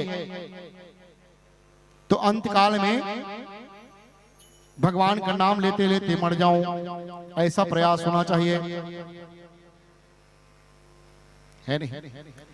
इसीलिए कहते हैं कि एक घड़ी यादो, घड़ी पुण्य यादो की याद, और तुलसी चर्चा रात की कटाई कोटि अपराध। हर क्षण भगवान को स्मरण करते रहो, भगवान के नाम लेते रहो, पता नहीं मौत कब आ जाए, इसका कोई भरोसा नहीं है। महाराज परीक्षित जब पता चला कि 7 दिन के अंदर मरने वाला हूं, तो सब कुछ, राज संपदा, धन दौलत, रुपया पैसा, घर के सियानी वानी सब कुछ अपने पुत्र जन्मेजय को दे दिया। बोलिए वृंदावन बिहारी लाल की जय। कहे जन्मेजय बेटा, अब तो मुझे मरना है बेटा, 7 दिन के अंदर तक्षक नाग डसने से मुझे मरना है, इसलिए धन दौलत के पीछे क्यों रहूं, परिवार के मोह के प्रति क्यों रहूं मैं। अब जो जीवन बचा है उसको भगवान की भक्ति में ही व्यतीत करूं। ऐसे सोच करके सब कुछ, धन संपदा, राजपाट सबको अपने पुत्र को सौंप दिया, और सबसे विदा लेकर के एक जो पहने थे वस्त्र, वही वस्त्र साथ में 1 कौड़ी रुपया भी साथ में नहीं ले गया। महाराज परीक्षित सबको त्याग दिया, अर्थात मुझे जब मरना ही है तो संसार की वस्तु को क्यों लेकर के जाऊं। संसार की वस्तु जो है दूसरों का काम आएगा, क्योंकि हम मुट्ठी बांध करके आए हैं और हाथ पसारे जाना है। मुझे जब मरना पड़ेगा तो 1 पैसा लेकर के जाऊंगा, तो 1 पैसा भी लेकर के मैं नहीं जा सकता। इसलिए दुनिया में, मैं इस संसार में आकर के जो धन कमाया हूं, इस धन है मेरे परिवार वाले लोग उपयोग करें। अब मैं भगवान की भक्ति के लिए जा रहा हूं। घर पाठ छोड़ करके सब परीक्षित महाराज निकल गए, और परीक्षित महाराज निकल करके जा करके एक जगह स्थान बना करके सुंदर बैठ गए, भगवान को स्मरण करते हुए गंगा के किनारे, और बैठ करके सुंदर भगवान का भजन कीर्तन करने लगे। अब मरना ही है तो भगवान के भजन कीर्तन करने करते मर जाओ तो अच्छा है। जब संसार में, पूरे राज्य में जब खबर फैला कि परीक्षित महाराज को तक्षक नाग डसने से 1 सप्ताह के अंदर उसको मृत्यु होना है, तो बड़े बड़े ऋषि महात्मा, साधु संत, राजा महाराजा परीक्षित महाराज से मिलने के लिए आए। कहे महाराज, हमने सुना है कि आपको 7 दिन के अंदर मृत्यु का श्राप लगा हुआ है। महाराज बोले हाँ महाराज, श्राप लगा है। बड़े बड़े ऋषि महात्मा, बड़े बड़े ज्ञानी मुनि आए, बड़े बड़े राजा महाराजा आए महाराज परीक्षित से मिलने के लिए। परीक्षित महाराज एक स्थान में बैठ करके सबसे यही प्रश्न पूछा। क्या प्रश्न पूछे? बड़े बड़े ऋषि महात्मा जब आए, सबसे पूछे कि है ऋषिवर, मुझे ये बता दीजिए कि जिसकी मृत्यु से निकट हो, 7 दिन के अंदर मृत्यु हो, उसको अपने मृत्यु के पूर्व कौन से उपाय करना चाहिए मुक्ति के लिए। बोलिए वृंदावन बिहारी लाल की जय। मुक्ति के लिए कौन सा उपाय करना चाहिए जिसका मृत्यु से निकट हो? उस समय बड़े बड़े ऋषि महात्माएं सबसे पूछा परीक्षित महाराज ने कि मृत्यु सन्निकट है, मुझे अपने मुक्ति के लिए कौन सा उपाय करना चाहिए। बड़े बड़े ऋषि महात्मा जो है बिना जवाब दिए चले गए। परीक्षित से मिलकर किसी ने जवाब नहीं दिया। परीक्षित महाराज चिंतित हो गए, क्या दुनिया संसार ज्ञानियों से खाली पड़ा हुआ है जो मेरे छोटे से प्रश्न का जवाब दे पा रहे हैं? अरे मैं छोटा सा तो प्रश्न है, जिसका मृत्यु सन्निकट है उसको अपने मुक्ति के लिए कौन सा उपाय करना चाहिए, छोटा सा प्रश्न है, मेरे प्रश्नों का जवाब नहीं मिल रहा है। परीक्षित महाराज बड़े चिंतित हैं, मुझे क्या करना चाहिए। ऐसे ऐसे बड़े बड़े ऋषि महात्मा साधु संत ज्ञानी मुनि जन सब मिल मिल के चले गए। अंत में समाचार सुखदेव स्वामी महाराज को मिला। सुखदेव स्वामी महाराज जो है अति दुखित हो गए कि इतने बड़े महाराजा, ऊर्जावान धर्मात्मा राजा को, महाराज परीक्षित को जब श्राप लगाए तक्षक नाग के डसने से मृत्यु होने वाली, तो चलो मैं भी मिल लेता हूं महाराज परीक्षित से, अब क्या कर रहा है। सुखदेव स्वामी महाराज गए, महाराज परीक्षित बैठे हुए थे। महाराज परीक्षित सुखदेव स्वामी महाराज को देख करके प्रणाम किया और वही प्रश्न फिर से पूछा, कहे महाराज आप ये बताइए, जिसका मृत्यु सन्निकट हो, 7 दिन के अंदर मृत्यु हो, उसको अपने मुक्ति के लिए कौन सा उपाय करना चाहिए। सुखदेव स्वामी ने कहा, कहे परीक्षित, जिसका मृत्यु सन्निकट हो, 7 दिन के अंदर जिसका मृत्यु हो, उसको तो श्रीमद् भागवत महापुराण की कथा श्रवण करना चाहिए। श्रीमद् भागवत महापुराण की कथा मुक्तिदायिनी है, सायुज्य मुक्ति को देने वाली है। यहां तक कि जिसका मृत्यु हो गया है, मृतक व्यक्तियों को, पापी से पापी व्यक्ति को भी तारने की क्षमता जो रखता है वो श्रीमद् भागवत महापुराण है। इसलिए हे महाराज, आपने जीवन में कोई भी अपराध किया है नहीं किया है वो बात की बात है, लेकिन आपको जब श्राप लगा है तो श्राप से यदि मुक्ति पाना चाहते हो तो आपको श्रीमद् भागवत महापुराण की कथा श्रवण करना होगा। ओहो। परीक्षित महाराज पूछने लगे सुखदेव स्वामी से, कहे महाराज श्रीमद् भागवत महापुराण की कथा यदि श्रवण करने से मुझे मुक्ति मिल जाएगी तो मुझे श्रीमद् भागवत महापुराण की कथा कौन श्रवण करेगा, मैं किससे सुनूं। सुखदेव स्वामी महाराज तो भगवत धर्म प्रचार करने के लिए, भागवत को प्रचार करने के लिए निकला है, प्रचार करने के लिए निकला है। वैसे ही परीक्षित महाराज मिल गए हैं। परीक्षित महाराज से सुखदेव स्वामी कहने लगे, कहे महाराज परीक्षित, यदि श्रीमद् भागवत महापुराण की कथा श्रवण करने से आप मुक्त होना चाहते हैं, मुक्ति को पाना चाहते हैं, तो मैं श्रीमद् भागवत महापुराण की कथा मैं श्रवण करवाऊंगा आपको, चिंता करने के बाद। सुखदेव स्वामी महाराज प्रसन्न हो गए। परीक्षित महाराज कहने लगे, कहे महाराज ना मेरे पास कोई धन है, न दौलत है, फुट्टी कौड़ी तक नहीं है, क्या फोकट में श्रीमद् भागवत महापुराण की कथा आप लोग श्रवण करवाओगे मुझे। सुखदेव स्वामी कहने लगे, कहे परीक्षित, मैं आप ही के जैसे भक्त ढूंढता हूँ, श्रोता ढूंढता हूँ, जो मुझे श्रीमद् भागवत महापुराण कथा श्रवण करवाने के बाद में 1 पैसा मुझे लेना ना पड़े। मैं तो ऐसे ही लोगों को, आपके जैसे लोगों को मैं ढूंढ रहा हूँ। मुझे तो बहुत लोग मिले, श्रीमद् भागवत महापुराण की कथा कर दो और इतना धन ले लो, इतना धन ले लो, लेकिन मैं धन लेकर के भगवान की कथा श्रवण नहीं करवाना चाहता था। आप निर्धन व्यक्ति हो आप, और आपसे धनवान भी कोई नहीं है कि आपके मन में कम से कम उत्कंठा तो है, इच्छा तो जागृत हुई है कि श्रीमद् भागवत महापुराण की कथा मैं श्रवण करूंगा, इसलिए सुंदर श्रीमद् भागवत महापुराण की कथा मैं श्रवण करवाऊंगा। ओहो, दोनों प्रसन्न हो गए, सुनाने वाले और सुनने वाले दोनों प्रसन्न हो गए। उस समय सुंदर सुंदर गंगा जी किनारे में सुंदर स्थान बनाया गया, रेत के सुंदर एक मंच बनाया गया, रेत का टीला बनाया गया। रेत के टीले में सुखदेव स्वामी बैठ गए और रेत के टीले के सामने सुखदेव स्वामी महाराज के आसन के ठीक सामने परीक्षित बैठ गए। जो पहन के आए थे वही पहने, कुछ लेकर के तो आए नहीं थे। सुखदेव महाराज भी वो रमता जोगी बहता पानी, वो भी संत थे, उनके पास भी कुछ व्यवस्था नहीं थी, और वैसे ही आमने सामने बैठ करके श्रीमद् भागवत महापुराण की कथा श्रवण करवाना प्रारंभ कर दिए। बोलिए वृंदावन बिहारी लाल की जय। और श्रीमद् भागवत महापुराण की कथा जो है कलयुग में ही परीक्षित महाराज ने सुखदेव स्वामी से भगवान की कथा श्रवण किया। बोलिए वृंदावन बिहारी लाल की जय। ये प्रमाण मिलता है कि जो कथा परीक्षित महाराज को श्री सुखदेव स्वामी ने कथा श्रवण करवाया तो कलयुग का शुभारंभ था, और उसी समय कलयुग लगने के बाद ही कथा श्रवण करवाया, और वही कलयुग में आज हम उसी कथा को हम सुन रहे हैं। बोलिए वृंदावन बिहारी लाल की जय। अब अन्यथा ना लीजिए, कई लोग कहते हैं महाराज वो सब पहले की बात है, वो सतयुग त्रेता द्वापर की कथा मत सुना महाराज, वो तो पहले के राजा थे जो कथा श्रवण करके गए और मुक्त हो गए, कलयुग में कोई कहां मुक्त होगा महाराज। उनके लिए यही बता दूं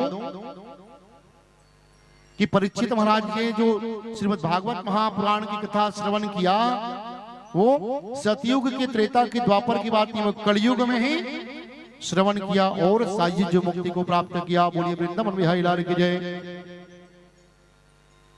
इसलिए कलयुग में सब संभव है, लेकिन सब संभव है लेकिन अपने आप को परीक्षित बनाना पड़ेगा। बोलिए वृंदावन बिहारी लाल की जय। इसलिए जहां भी श्रीमद् भागवत महापुराण की कथा होती है ना, तो वहां एक परीक्षित यजमान जोड़ा बैठाया जाता है, क्योंकि बाकी लोगों को कोई ठिकाना नहीं है, कोई भरोसा नहीं कब आए कब चले जाए, लेकिन जो मुख्य यजमान जो बने रहते हैं उनको नियम का पालन करना होता है। परीक्षित की तरह वो यज्ञ करता होता है, कोई और नहीं, बाहर से नहीं होता है, यज्ञ करता ही होता है। जो यज्ञ कर रहे हैं उनके परिवार से कोई होता है, और ये सारे नियमों का पालन परीक्षित जैसे नियमों को पालन करना होता है, और नियमों का पालन करते करते सुंदर संसार से विरक्त होकर के सुंदर श्रीमद् भागवत महापुराण की कथा मन लगा करके श्रवण करता है, उनका तन मन धन सब कुछ पवित्र हो जाता है, और पवित्र होकर के जीवन भर जीने के बाद वो मोक्ष गति को प्राप्त हो जाता है। बोलिए वृंदावन बिहारी लाल की जय। तो यही कथा 88,000 ऋषिगणों को नैमी चारण में सूत जी श्रवण करवा रहे हैं, और यही कथा श्री सुखदेव स्वामी महाराज परीक्षित को सुना रहे हैं, और यही कथा आज जोरत नदी के धराधाम में आप लोग श्रवण कर रहे हो।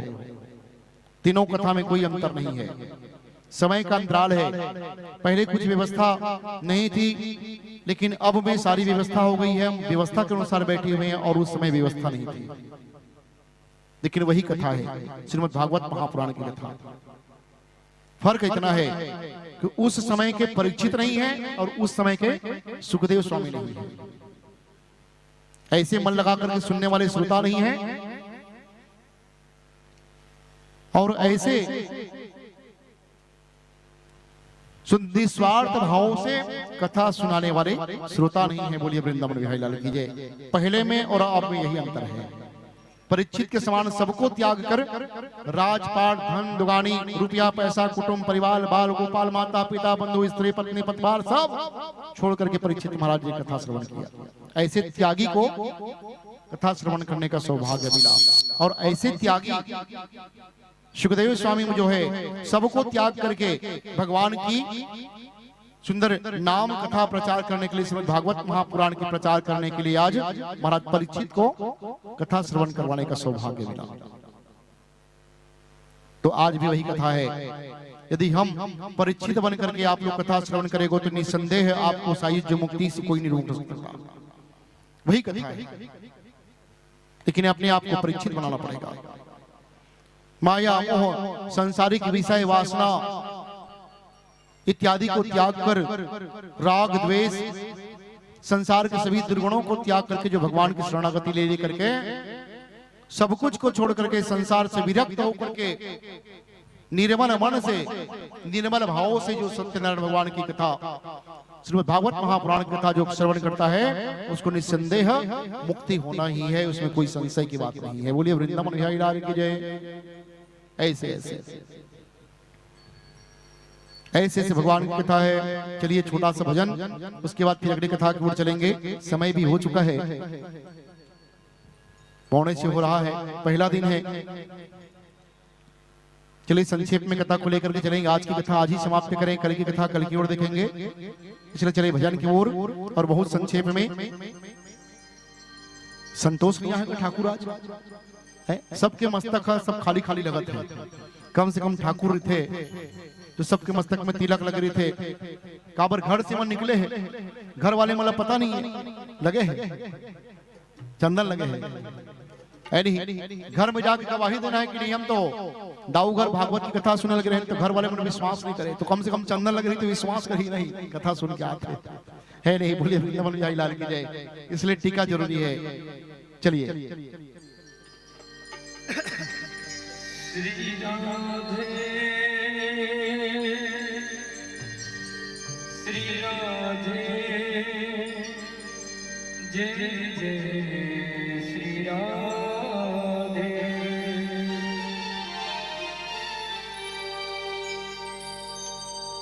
बाके बिहारी मुझको देना सहारा,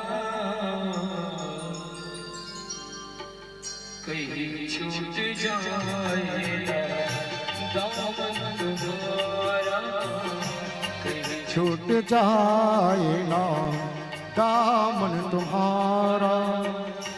बाके बिहारी मुझको देना सहारा, बाके बिहारी मुझको देना सहारा। कहीं छूट जाए ना दामन तुम्हारा, कहीं छूट जाए ना दामन तुम्हारा। श्री राधे।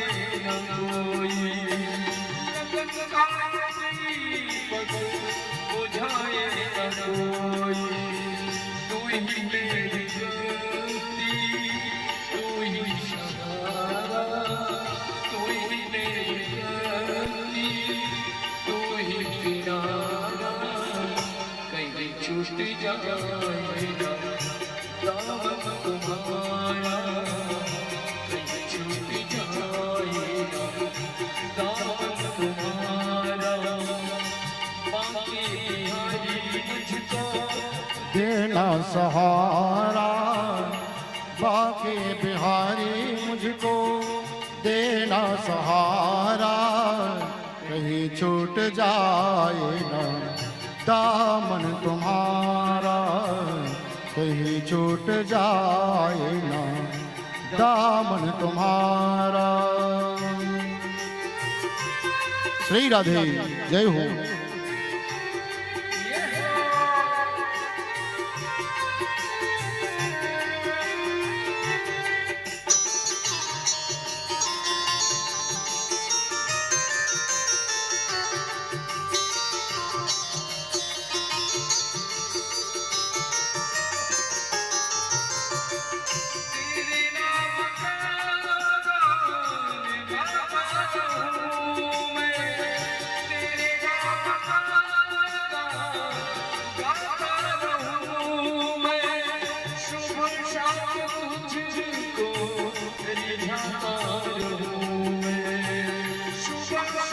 तुझको रिझाता रहूं मैं, तेरा नाम मुझको है प्राणों से प्यारा, तेरा नाम मुझको है राधा से प्यारा। छूट जाए ना दामन तुम्हारा, कहीं छूट जाए ना दामन तुम्हारा। बिहारी मुझको देना सहारा, बाके बिहारी मुझको देना सहारा, कहीं छूट जाए ना दामन तुम्हारा, कहीं छूट जाए ना दामन तुम्हारा। श्री राधे।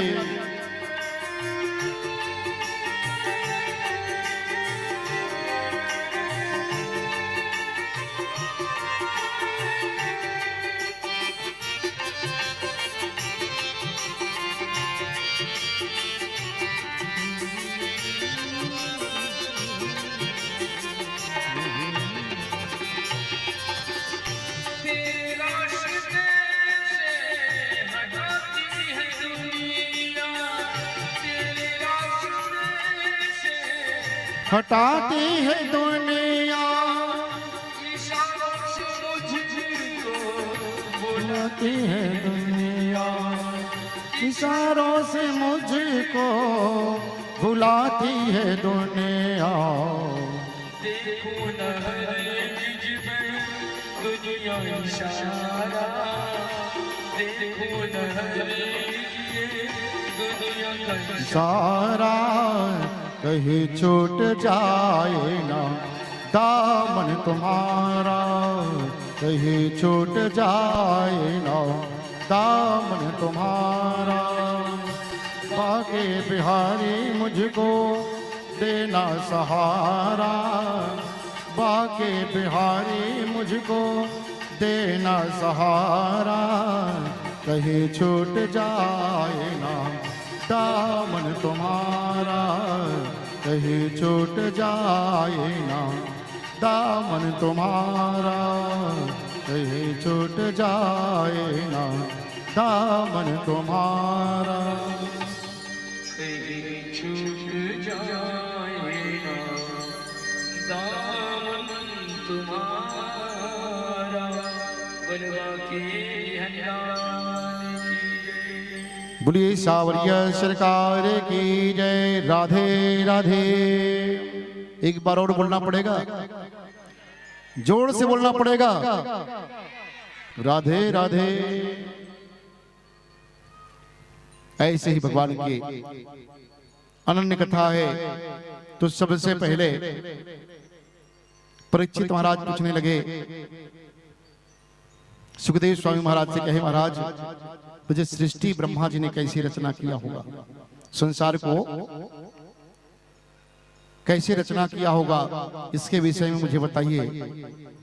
तो सुखदेव स्वामी महाराज परीक्षित को कहने लगे, कहे परीक्षित, सृष्टि को रचना किया तो सबसे पहले ब्रह्मा जी ने 10 सर्ग का निर्माण किया। 10 सर्ग, वनस्पति, औषधि, लता, वत्सर, विरुद्ध, द्रोम, सर्ग इत्यादि, अहंकार, मद, मत्सर, लाभ, अहंकार, क्रेता संहार, वैचारिक संहार इत्यादि 10 प्रकार के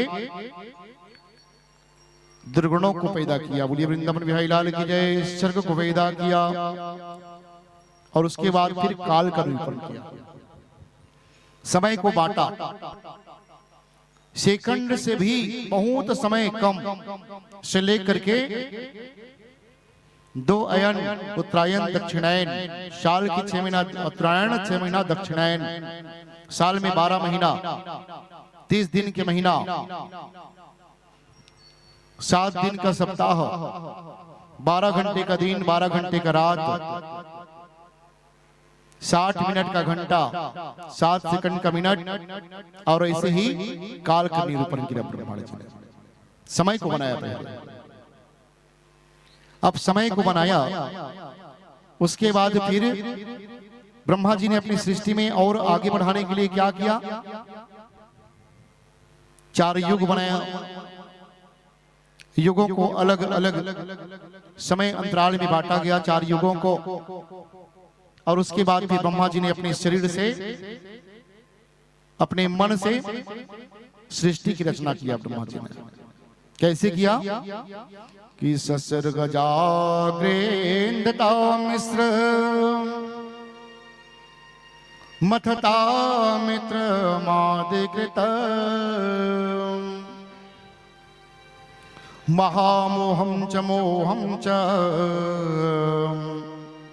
तस्मा स्वाज्ञान वृत्तयः। ब्रह्मा जी ने मन से 4 पुत्र पैदा किया, जिनकी कथा आप लोग श्रवण किए हो। सनकादिक ऋषि, सनक, सनंदन, सनातन कुमार, सनातन इत्यादि 4 पुत्र को पैदा किया। ब्रह्मा जी ने मन से 4 पुत्र को पैदा किया। अब 4 पुत्र को पैदा किया ब्रह्मा जी ने। पुत्र जो जैसे पैदा हुए हाथ जोड़ के ब्रह्मा जी से पूछने लगे कि हे पिताजी, हमें क्यों पैदा किए हो, क्यों बनाए हो आप?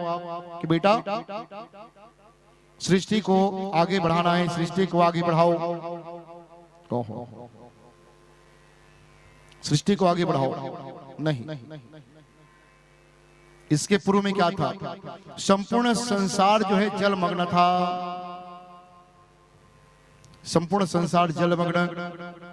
अब भगवान एक अकेले, नारायण।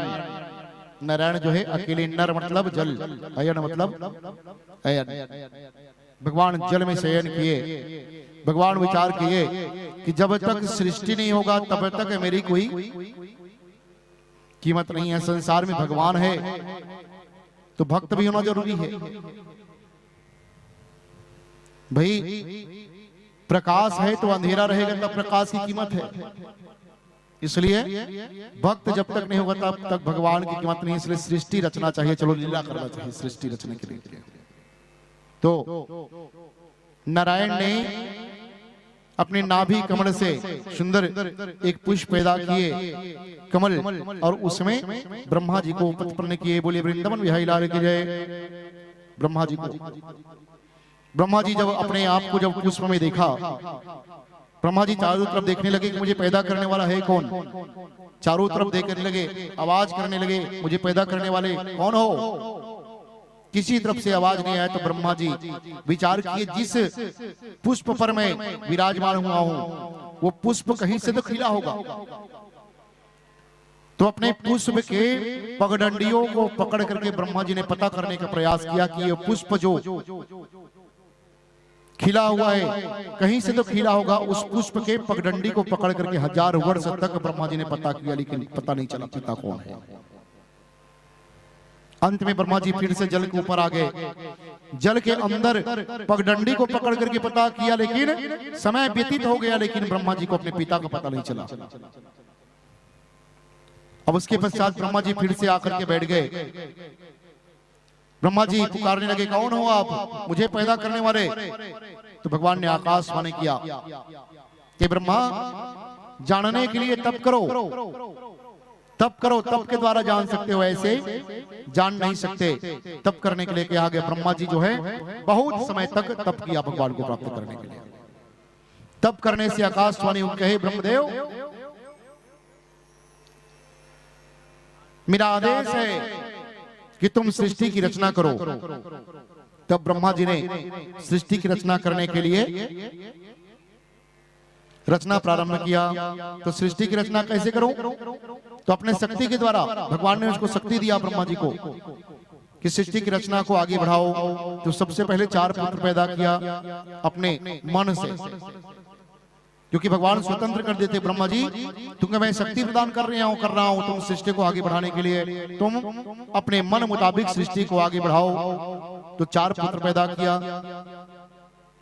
4 पुत्र मन से, सनत कुमार, सनंदन, सनातन, सनत कुमार इत्यादि 4 पुत्र पैदा किया मन से। 4 पुत्र मन से सब जो है ब्रह्मा जी के सामने खड़े हो गए, कहे पिताजी आदेश बताओ। तो बोले बेटा हो, मैं सृष्टि को आगे बढ़ाने के लिए तुम्हें पैदा किया हूं, सृष्टि की रचना करो।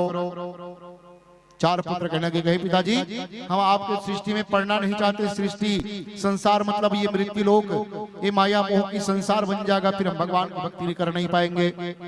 हमें तो भगवान की भक्ति करना है, हम भगवान की भक्ति के लिए चले जा रहे हैं। चले गए। फिर ब्रह्मा जी ने 11 रुद्र पैदा किया। उग्रता भवः कालो वामदेवो घृतव्रतः इत्यादि 11 रुद्र पैदा किए। 11 रुद्र जब पैदा किए, सब 11 रुद्र ब्रह्मा जी से पूछने लगे, कहूं पिताजी आप मुझे किस लिए पैदा किए हो। बोले बेटा सृष्टि को आगे बढ़ाओ। तो हम सृष्टि को कैसे आगे बढ़ाए जब तक हमारी पत्नी नहीं होगी। पति पत्नी के द्वारा हम सृष्टि को आगे कर सकते हैं। हमारे लिए पत्नी का निर्माण करो।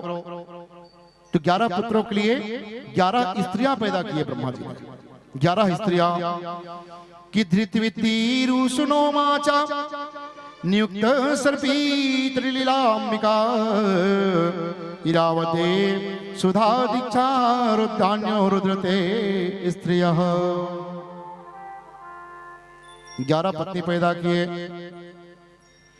अब 11 पुत्र क्या, अब 11 पत्नी पैदा कर दिए तो उस सब के सब काम वासना में चले जा रहे थे। बोली वृंदावन बिहारी लाल के लिए काम वासना इतना हो गया कि हम काम वासना को ऐसे चरम सीमा तक पहुंच गया।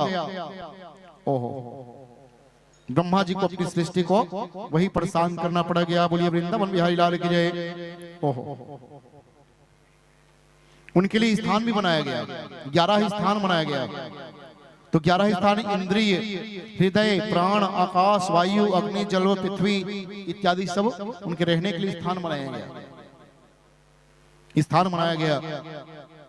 उसके बाद फिर भी सृष्टि अधूरा रहा तो सप्तऋषि को पैदा किया ब्रह्मा जी ने। सप्तऋषि को पैदा किया। सप्तऋषि 7 ऋषियों को जब पैदा किया तो ब्रह्मा जी से सप्तऋषि पूछने लगे, कहो पिताजी हमें क्यों बनाए हो आप। बोले लगे बेटे सृष्टि को आगे बढ़ाने के लिए तुम लोग मुझे सहयोग करो। मुझे नारायण का आदेश सृष्टि को आगे बढ़ाना है, सहयोग प्रदान करो। नहीं पिताजी हम सृष्टि में आगे बढ़ाने में आपको सहयोग प्रदान नहीं कर सकते। क्यों? इस सृष्टि में हम जैसे बढ़ाने के लिए आगे बढ़ेंगे तो माया मोह हमें जकड़ लेगी और भगवान की भक्ति से हम विमुख हो जाएंगे। इसलिए हम संसार में पड़ना नहीं चाहते। संसार की भव वासना से हम अलग रहना चाहते हैं। सप्तऋषि को पैदा किया। उससे भी काम नहीं बना। सप्तऋषि तो है चले गए अपने अपने स्थान को, सब भगवान की भक्ति के लिए करने चले गए। 4 आश्रम पैदा किया। सब तो भगवान की भक्ति के लिए चले गए हैं। तो लेकिन ब्रह्मचर्य, गृहस्थ, वानप्रस्थ, संन्यास इत्यादि आश्रम का निर्माण किया। जब तक गृहस्थ आश्रम नहीं बनेगा तब तक सृष्टि को आगे बढ़ाया नहीं जा सकता। इसलिए 4 आश्रम बनाए भगवान ब्रह्मा जी ने। 4 आश्रम बनाए। 4 आश्रम बना करके ब्रह्मा जी ने अपने शक्ति से एक पुत्री को जन्म दिया। बोलिए वृंदावन बिहारी लाल की जय। एक बेटी को निर्माण किया। और जब बेटी को निर्माण किया ब्रह्मा जी ने, उस बेटी को ऐसे सुंदर निर्माण किए ब्रह्मा जी। बेटी को बनाने के बाद भी ब्रह्मा जी अपनी बेटी को देख करके ही वो काम आसक्त हो गए। बोले वृंदावन बिहारी लाल की जय। जब बेटी को देख करके काम आसक्त हो गए ब्रह्मा जी तो अपने आप में लगा कि सृष्टि को मैं ही बनाया और जिसको मैंने पैदा किया मेरी बेटी है, उसके लिए काम वासना से युक्त हो गया हूँ, ये मेरा जीवन व्यर्थ है। तो ब्रह्मा जी ने अपने आप को नष्ट कर दिया। बोली वृंदावन बिहारी लाल की जय। फिर से एक शरीर धारण किया और उस शरीर धारण करने से ब्रह्मा जी ने सोचा कि जब तक स्त्री और पुरुष नहीं होगी तब तक सृष्टि को आगे बढ़ाया नहीं जा सकता। इसलिए ब्रह्मा जी ने अपने शरीर से तो मन से, अपने आंख से, जंघा से, कान से, नाक से बड़े बड़े ऋषि महात्मा को, साधु संत को पुत्र रूप में पैदा किया। लेकिन किसी ने सृष्टि को आगे बढ़ाने के लिए सहयोग नहीं किया। अंत में मनु और शत्रुपा का निर्माण किया। मनु और शत्रुपा अपने दाहिने अंग से ब्रह्मा जी ने मनु महाराज को पैदा किया और बायां अंग से शत्रुपा को पैदा किया। वो संसार में पहले स्त्री और पुरुष हुए। बोलिए वृंदावन बिहारी लाल की जय। मनु और शत्रुपा को,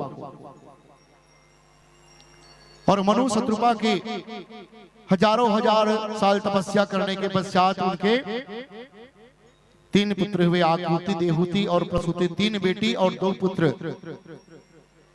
प्रिय व्रत और उत्पाद 4 संतान पैदा हुए। उसी से हम और आप सब संसार में सृष्टि को आगे बढ़ाते हुए आज इतने लोग हैं। बोले वृंदावन बिहारी लाल की जय। ऐसे सृष्टि की रचना किया। जब सृष्टि की रचना हुआ तो उस समय पृथ्वी की आवश्यकता पड़ी। पृथ्वी की आवश्यकता पड़ी तो पृथ्वी जो है जलमग्न संसार में प्रलय काल जब हुआ, इस संसार का तो पृथ्वी जो है समुद्र में डूब गया था। बोलिए वृंदावन बिहारी लाल की जय। समुद्र में डूब गया था।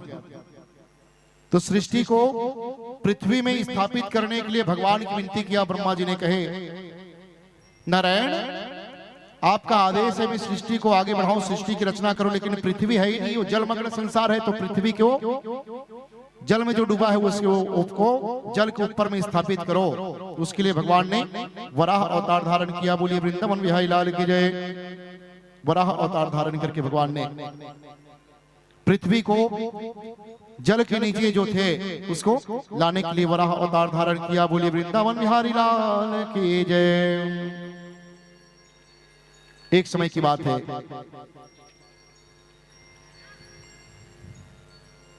देवताओं के पिता थे कश्यप ऋषि, देवताओं के पिताजी हैं। उनकी एक पत्नी का नाम है दीति। दीति ने एक बार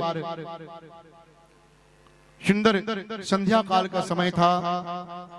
देखिए संध्या काल का समय पूजन पाठ का होता है। संध्या काल का समय पूजन पाठ का होता है। संध्या काल के समय कोई भी अनर्थ कार्य नहीं करना चाहिए। सिर्फ और सिर्फ देवी देवताओं के पूजन अर्चन वंदन का कार्य होता है। संध्या काल के समय शास्त्रों में 3 प्रकार की संध्या कही गई है। एक प्रातः संध्या, एक मध्याह्न संध्या और सायं संध्या। बड़े बड़े ऋषि महात्मा साधु संत लोग 3 बार स्नान करते, 3 बार भगवान को भोग लगाते, 3 बार पूजा करते हैं, त्रिकाल संध्या कहते हैं। लेकिन हम गृहस्थों के लिए 2 संध्या बहुत जरूरी आवश्यक है। 2 संध्या प्रातः काल ब्रह्म मुहूर्त से लेकर के सूर्य उदय हो उसके पहले तक ब्रह्म मुहूर्त होता है। ब्रह्म मुहूर्त में यदि भगवान की कोई भजन कीर्तन किया जाए तो वो हजारों गुना लाभदायक होता है। बोलिए वृंदावन बिहारी लाल की जय। इसलिए प्रातः काल सुंदर उठ करके भगवान की भजन कीर्तन, नहाए हो तो हो और नहीं नहाए हैं तो भगवान की भजन कीर्तन सुंदर आराधना करना चाहिए। जो सक्षम हो तो ब्रह्म काल में उठ करके सुंदर स्नान ध्यान से निवृत्त होकर के भगवान की यश कीर्ति, भगवान की सुंदर वेद मंत्र को उच्चारण, भगवान की भक्ति करनी चाहिए। बोलिए वृंदावन बिहारी लाल की जय। और वही कार्य संध्या काल में करने चाहिए। ये 2 काल प्रातः काल और संध्या काल दोनों संध्या काल में सुंदर भगवान की आराधना पूजा करने चाहिए। एक समय की बात है, कश्यप महाराज दीति, एक समय संध्या काल का समय था। कश्यप महाराज पूजन पाठ की तैयारी कर रहे थे। उसी समय उनकी पत्नी आई। कश्यप महाराज से बोलने लगे, कहे महाराज मेरा कोई संतान नहीं है, मुझे संतान चाहिए, इसलिए मेरी वासनाओं को पूरा करो। कश्यप महाराज बहुत प्रयास किया, बहुत प्रयास किया कश्यप महाराज ने, लेकिन नहीं मानी दीति ने। और अंत में कश्यप महाराज को पत्नी का बात मानना पड़ेगा, क्योंकि राजहट, पत्नी हट और बाल हट, ये 3 प्रकार के हट कभी समाप्त नहीं होता है। उनके हट को पूरा करना पड़ता है। इसलिए पत्नी की बात को मान करके संध्या काल के समय, पूजन काल के समय, पूजन पाठ के समय, संध्या काल के समय अपनी पत्नी के साथ में वासनाओं को पूरा किया।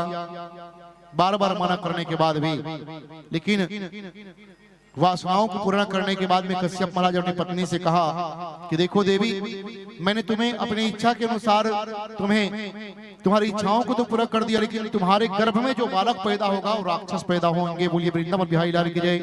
कोई संतान संस्कारवान पुत्र पैदा होंगे, वो राक्षस पैदा होंगे। बोले क्यों महाराज? क्योंकि संध्या काल के समय विषय वासना का समय नहीं होता है, देवी देवताओं का पूजन करने का समय होता है। इसलिए तुम्हें यही है कि तुम्हारे गर्भ से जो भी संतान पैदा होगा वो राक्षस पैदा होंगे। अब दीति माता जो है बहुत दुखी हो गई, लेकिन कश्यप महाराज ने कहा दीति दुखी होने की कोई बात नहीं है, भले ही तुम्हारे गर्भ से राक्षस पैदा होंगे, लेकिन तुम्हारे जो पोता होंगे भगवान के बहुत बड़े भक्त होंगे। तुम्हारे घर में तुम्हारा जो पोता होगा भगवान का ऐसे भक्त होगा, तीनों लोक में उसकी जिसकी चर्चा चलेगी। तो दीति माता जो है अपने दुख को कम किया, चलो हमारे पुत्र भले ही राक्षस पैदा होंगे, लेकिन हमारे नाती जो आएंगे वो भगवान के भक्त होंगे। ऐसे सोच करके सुंदर दुख को नष्ट किया। एक समय की बात है,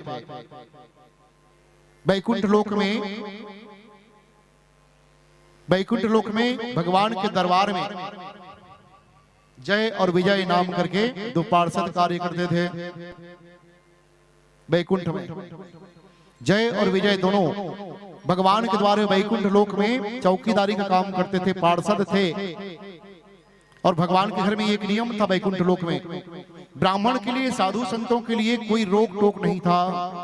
एक समय की बात है, सप्तऋषि भगवान के दर्शन करने के लिए गए तो वहां जय और विजय दोनों पार्षद जो है सप्तऋषियों को रोक दिया, कहे कि भगवान विश्राम कर रहे हैं, अभी आप नहीं जा सकते।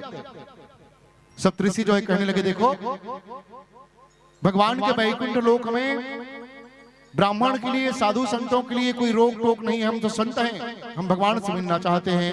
जय विजय ने कहा, देखो भगवान अभी भोजन किए विश्राम कर रहे हैं, आप दर्शन नहीं कर सकते, भगवान से नहीं मिल सकते। साधु संतों ने कहा, देखो भाई हम सप्तऋषि हैं, हम संत महात्मा हैं, भगवान के द्वार में हमारे लिए कभी रोक टोक नहीं हुआ है, पहली बार जय विजय तुम खड़े हो, पहली बार रोक रहे हो, हमें जाने दो। जय विजय रोक दिया और सप्तऋषि जो है उनको रुष्ट होकर के, क्रोधित होकर के श्राप दे दिया है, जय विजय तो भगवान के वैकुंठ लोक में रह करके भी तुम्हारी स्थिति नहीं सुधरी है, साधु संतों को तुम पहचाने नहीं, साधु संतों का अपमान कर रहे हो, सोच लो, हमें जाने दो। जय विजय रोक दिया, नहीं जा सकते। तो सप्तऋषि जो है जय और विजय भगवान के पार्षद को श्राप दे दिया, जाओ साधु संतों को वैकुंठ लोक में भगवान के पार्षद होकर के नहीं पहचान सके, अपमान कर रहे हो, सम्मान नहीं कर सके, जाओ 3 जन्म तक राक्षस बन जाओ। बोलिए वृंदावन बिहारी लाल की जय। 3 जन्म तक राक्षस बनने का श्राप दे दिया। और वही दीति के गर्भ से हिरण्याक्ष और हिरण्यकश्यप के रूप में वो जन्म लिया। बोलिए वृंदावन बिहारी लाल की जय।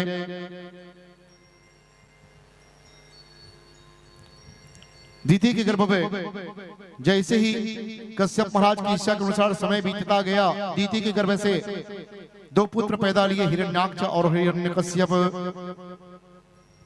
ये दोनों कौन है?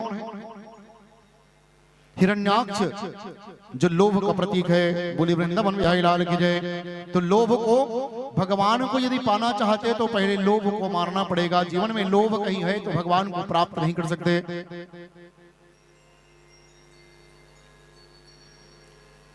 और लोभ यदि जब तक है तो भगवान को प्राप्त नहीं सकते, इसलिए लोभ को मारना पड़ेगा। तो भगवान ने वराह रूप धारण किया और हिरण्याक्ष को समाप्त किया। बोलिए वृंदावन बिहारी लाल की जय। हिरण्याक्ष को मार करके जब हिरण्याक्ष पैदा लिए तो एक एक घड़ी, एक एक क्षण में वो पर्वत के समान हो गया। दीदी की माता के गर्भ से पैदा हुआ और पैदा होकर के पर्वत के समान, तीनों लोकों में उससे झगड़ा लड़ाई करने वाला, उससे ज्यादा बलवान कोई नहीं है। सबको ललकारने लगा हिरण्याक्ष पैदा होकर के राक्षस। कोई है मेरे जैसे योद्धा जो मेरे से युद्ध कर सके? देवर्षि नारद मुनि मिल गए रास्ते में। देवर्षि नारद मुनि कहने लगा, तुम कौन हो, मेरे साथ में युद्ध करो। देवर्षि नारद कहने लगी कि क्या भाई, मैं साधु संत आदमी, मैं आपसे युद्ध नहीं कर सकता। यदि युद्ध आपके जैसे बलवान से युद्ध करना चाहते हो तो जाओ जल के अंदर तुम्हारे लिए बराबर का योद्धा जल के अंदर आपको प्राप्त हो जाएगा।